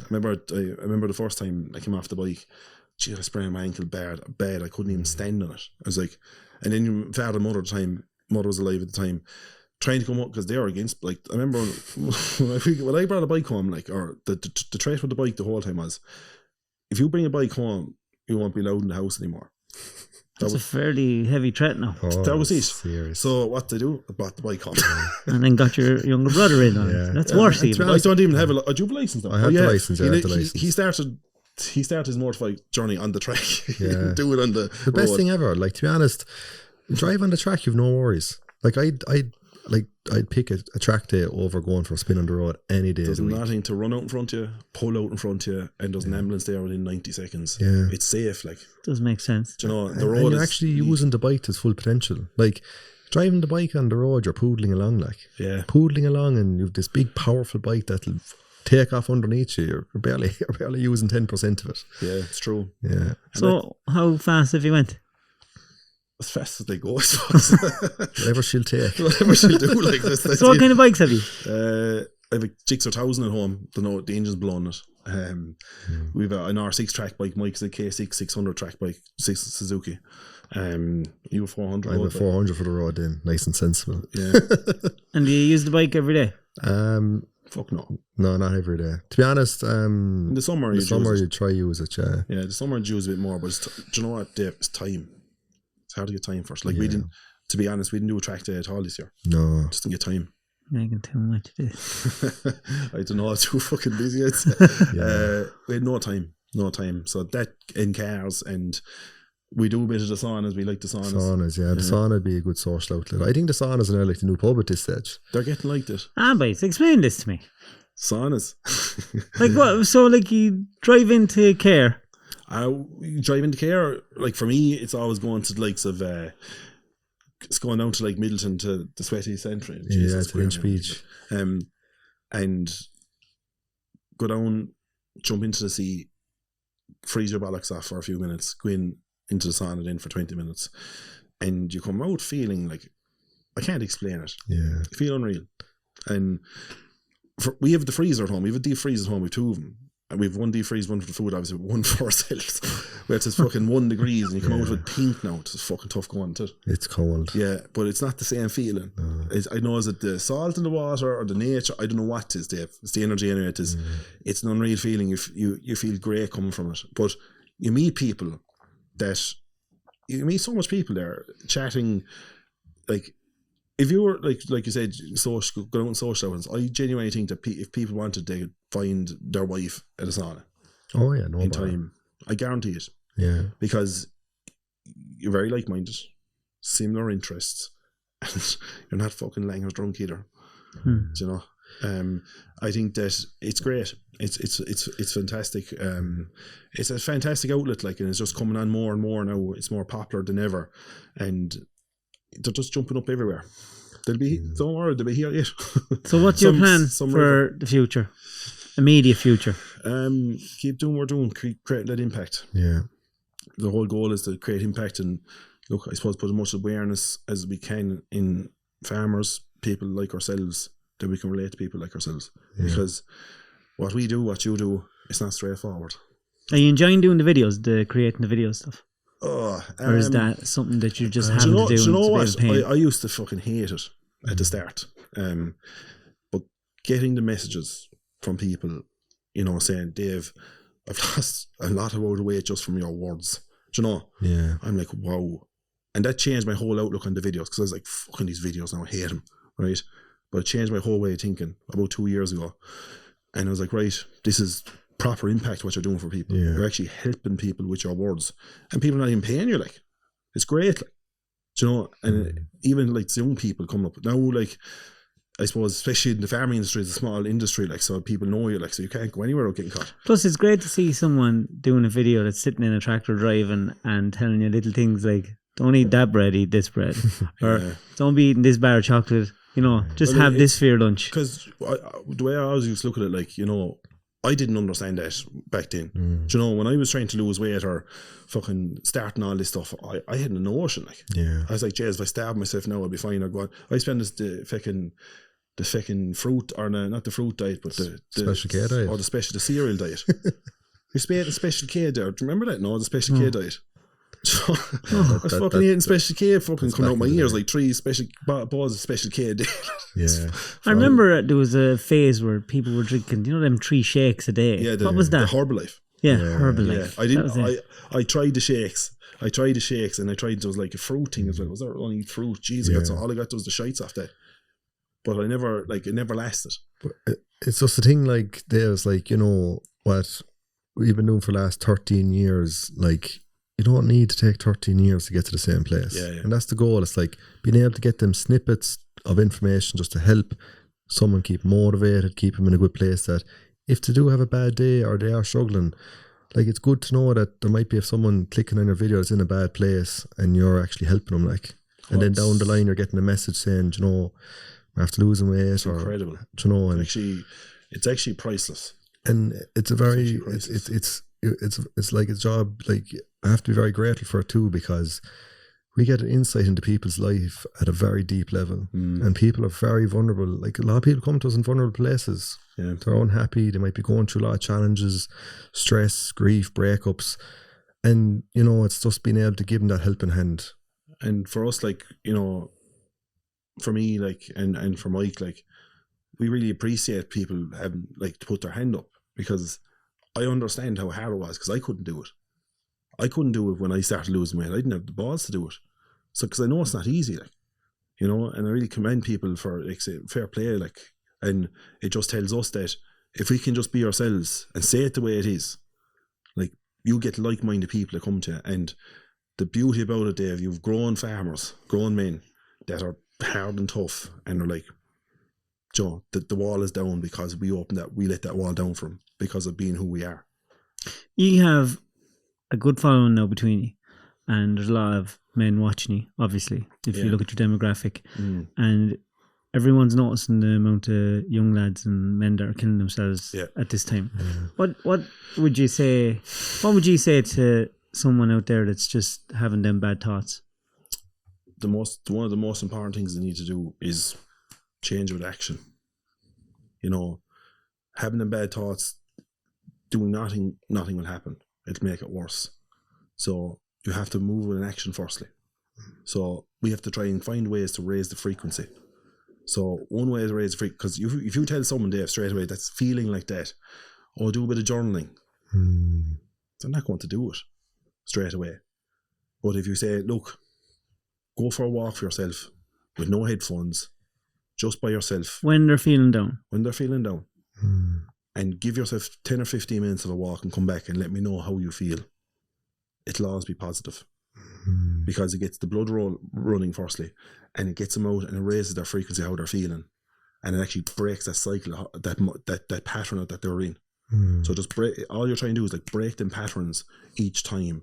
So you're starting to build and build and build. Because it's great saying, oh, just do this, you know, write this down. When it's someone's vulnerable like that and in that place, it's very hard to do that. Yeah. So action is better in that moment in time. Do you understand me? And that, like, especially a man, tell him to do something he'll more than likely do when he's feeling like that, right? Yeah. But getting to go, geez, write down, you know, Mike said, you don't know, if you don't give him the proper ways of journaling, it might make it worse. Do you know, in you know, being honest about it. But especially someone that way, it's an action firstly, and build on that action, then start to build that frequency, and then we can look at that. Because that's the most simple way, is moving to raise the frequency firstly, and that'll be the start. You know, and that's what we've give that advice to people and give to young lads, and they've come back to us and they're like, changed. Yeah, because everything is an emotion and it will pass. Yeah. It's people think it's temporary, and people, when it's very hard to see it's temporary when you're in that place, extremely hard. Yeah. So you have to help them through that, you know, through that process. And I think, like, one thing as well, Dave, when you're in a place like that, you don't just get to that place overnight. Yeah. It's time. You're constantly going through it, and the worst thing is you're internalizing everything. You're internalizing all the negative emotions. You're always viewing your problems. Like, I know work and all that, it's sometimes a curse at times, but sometimes it's a massive blessing when you can actually take your mind away from things, working on something, the cars, doing something that's taking you out of your mind, that distracts you, a really healthy distraction. Like, this year I'd say going for a spin on the bike, clear my mind, going out doing a piece of action, even like the training is brilliant, but if you're not into the gym, like as Dave said, going for a walk there, doing something that takes your mind away from it. Because when you're on your own and you're internalizing all those negative emotions, you're going to be in a much more lower frequency. And that's why, like, just being able to have those healthy, positive distractions, not negative ones, because there's a lot of negative distractions, drink, drugs, pornography, all that stuff. Try to be vigilant on them, because they'll bring you down even more. Focus on things that'll be a net positive takeaway. Even going back playing some form of sport, even. A lot of lads, they lose their identities when they stop playing sport. Massive. That's a big one. Lads coming into late 30s, early 40s, kids busy, finish off playing junior B and then stop. Yeah. So that's where the way it comes on. Yeah. And it's you can't blame them, because they're playing from knee height. Yeah. That's the identity. Yeah, they lost their social out there. And that it's that group accountability is what they're used to. Yeah. They're never accountable to themselves. Yeah, and it's so hard. Like, and you always see the people, and if you always see the people that stop playing 1 or 2 years later, the way it's on, it's like, jeez, or he's gone comfortable himself, but he just doesn't know what to do at that time, and he's trying to deal with them emotions of that gap that he doesn't have anymore. And sometimes he can turn to food, or have a few cans during the week, or whatever it is. And that's how it happens. Yeah. And people don't talk about that much. It's Christmas. What's your earliest Christmas memory? You can go first. I'd say it's below in the pub. We had the bar used to be here, and there was a room on the left, and I just remember all my cousins and my aunts always coming over to the pub, drinking, partying, and we used to be there as kids playing on the carpets, running around, playing hide and seek, and there wasn't a care in the world, and everyone was drunk, and we're all partying, and it was just when I think back to it, it was just a different time. And I'll never forget the carpet. We used to have an old fireplace, and the carpet in front of it was burnt, from the stuff coming out. And I just remember, just remember that, and the old tree just about hanging in there on the corner, and whoever was out in the bar or someone would take care. And it was just bad chaos. What would you? I remember this is a Santi, myself and Sarah at the time. Mike was, I don't even know if you were around, to be honest. You probably were around. A Fendt 926 is what I got from Santi, and that's the tractor I got, and I never forgot it to this day. I still have it, I'd say. Still have it, yeah. And I probably have a sentimental value with a Fendt 926. What's your favourite memory you have with your sister? There's a lot of them. Playing out in Saudi Arabia, where Dad was working, there was an out farm, so the farm was outside, so it was an hour away from Hoyle, and there was a compound we stay in Hoyle, and there was like a bungalow on the farm, so we used to stay in the farm, and there was a bungalow with a pool there and all that. I think the pool kind of comes with every fucking house over there, really. Yeah. We're playing water sports outside, and just out playing water free. My nana was over there, or Nana came with us that time. She came everywhere with us. And we just felt so free. That was one of the happiest moments. And we were inside in buckets, old bins over there, wearing nothing. Those pictures, you see the pictures? Yeah. So I was wearing nothing. Now it wouldn't be, you couldn't be showing them off. Like, we're too proud of it now. But it was one of the best memories I've had with her. Yeah.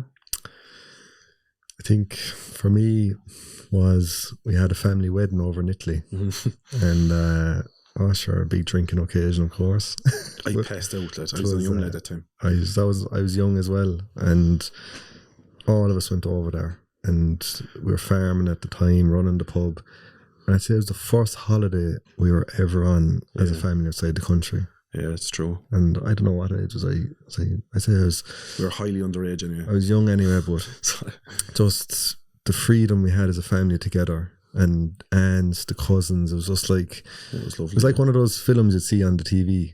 All the family together, and just the memories with the sister that for them that week in Italy in Lake Garda was priceless. It's actually lethal when there's an Irish family out in a foreign country, like together. Oh yeah, especially if they're big drinkers. Oh, Yeah. yeah, it's lethal. I The, think the back place you're in doesn't know I hit it. No. I was like, we went into an Italian restaurant the first night, and a big like group of us, like Yeah. Jesus, and we were just laughing and their langers and singing. I said the Italians didn't know what the fuck was after coming into the place. Like, What's the best lesson you ever learned off your parents? the best lesson: the person you marry will be the most important decision you'll ever make. That's true. You? Breathing come out the tail of a cat. That's the father lad. Jesus, same thing though. Yeah, just So true. always So fucking true. Yeah, just want to meet the right person, friends, women, the whole lot. So true. Yeah. Do you believe in God? Yeah, 100%. Would you go to mass much? Yeah, anniversaries, Christmas, Yeah. we would. Yeah. What do you think happens when you die? I think you go to spirit. Yeah. You go to the spirit world and you help others from below. It's a journey, though. It's a journey. Yeah. Yeah, you're into that next chapter. Next chapter. I often say is that, sister passed, sadly, mother passed.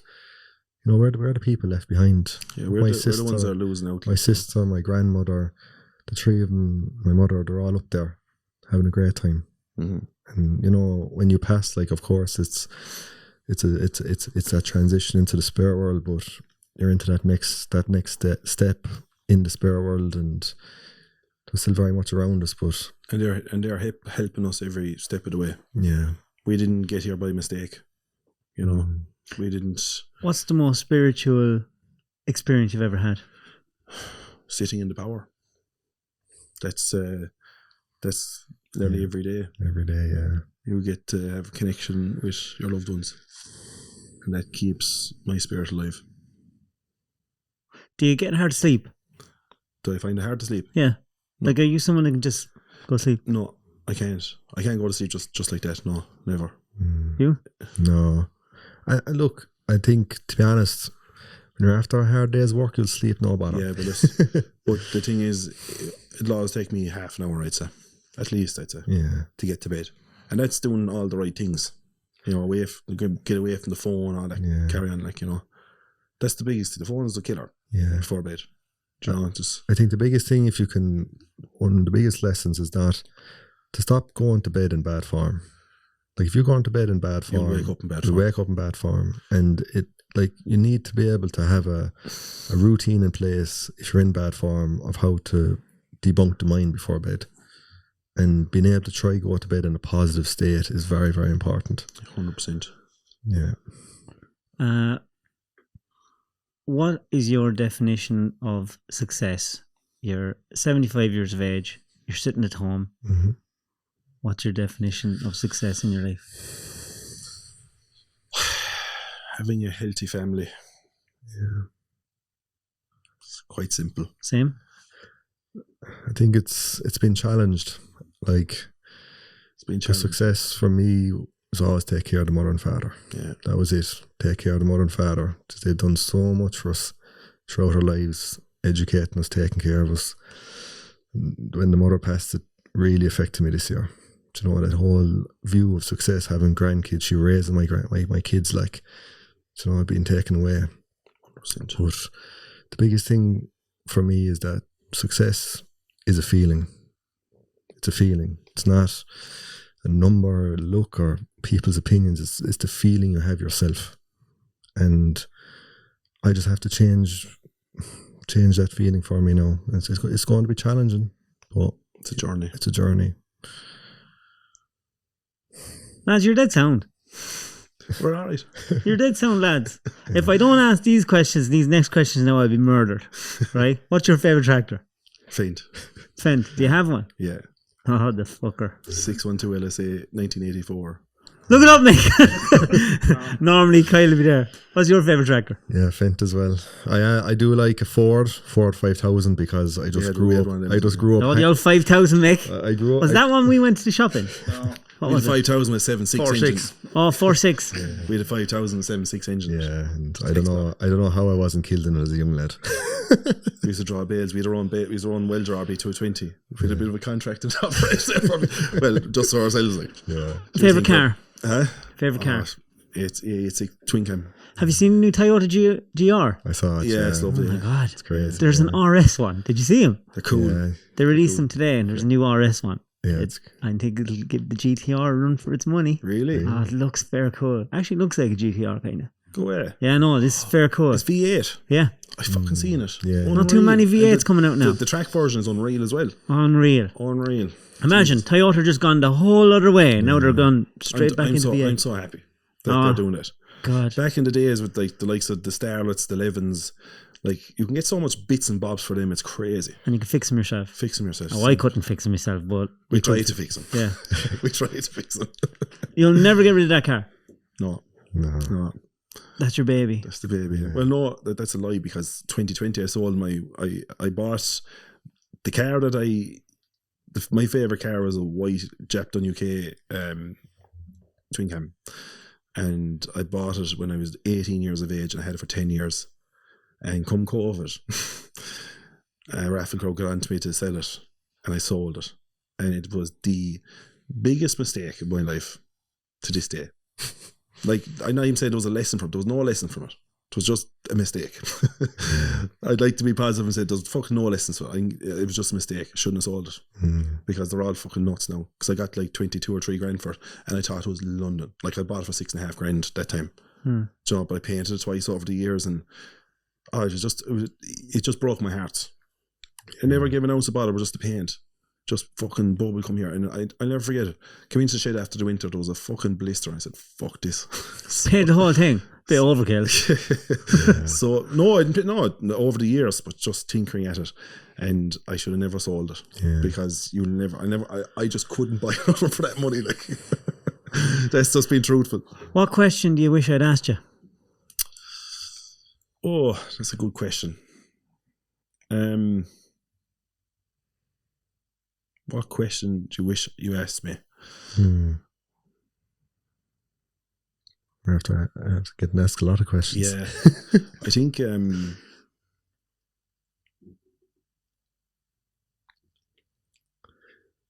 we covered. Yeah, go. I think we covered a lot. What advice would you give to your younger self? Oh, good one. The advice do you want me to answer it? Yeah.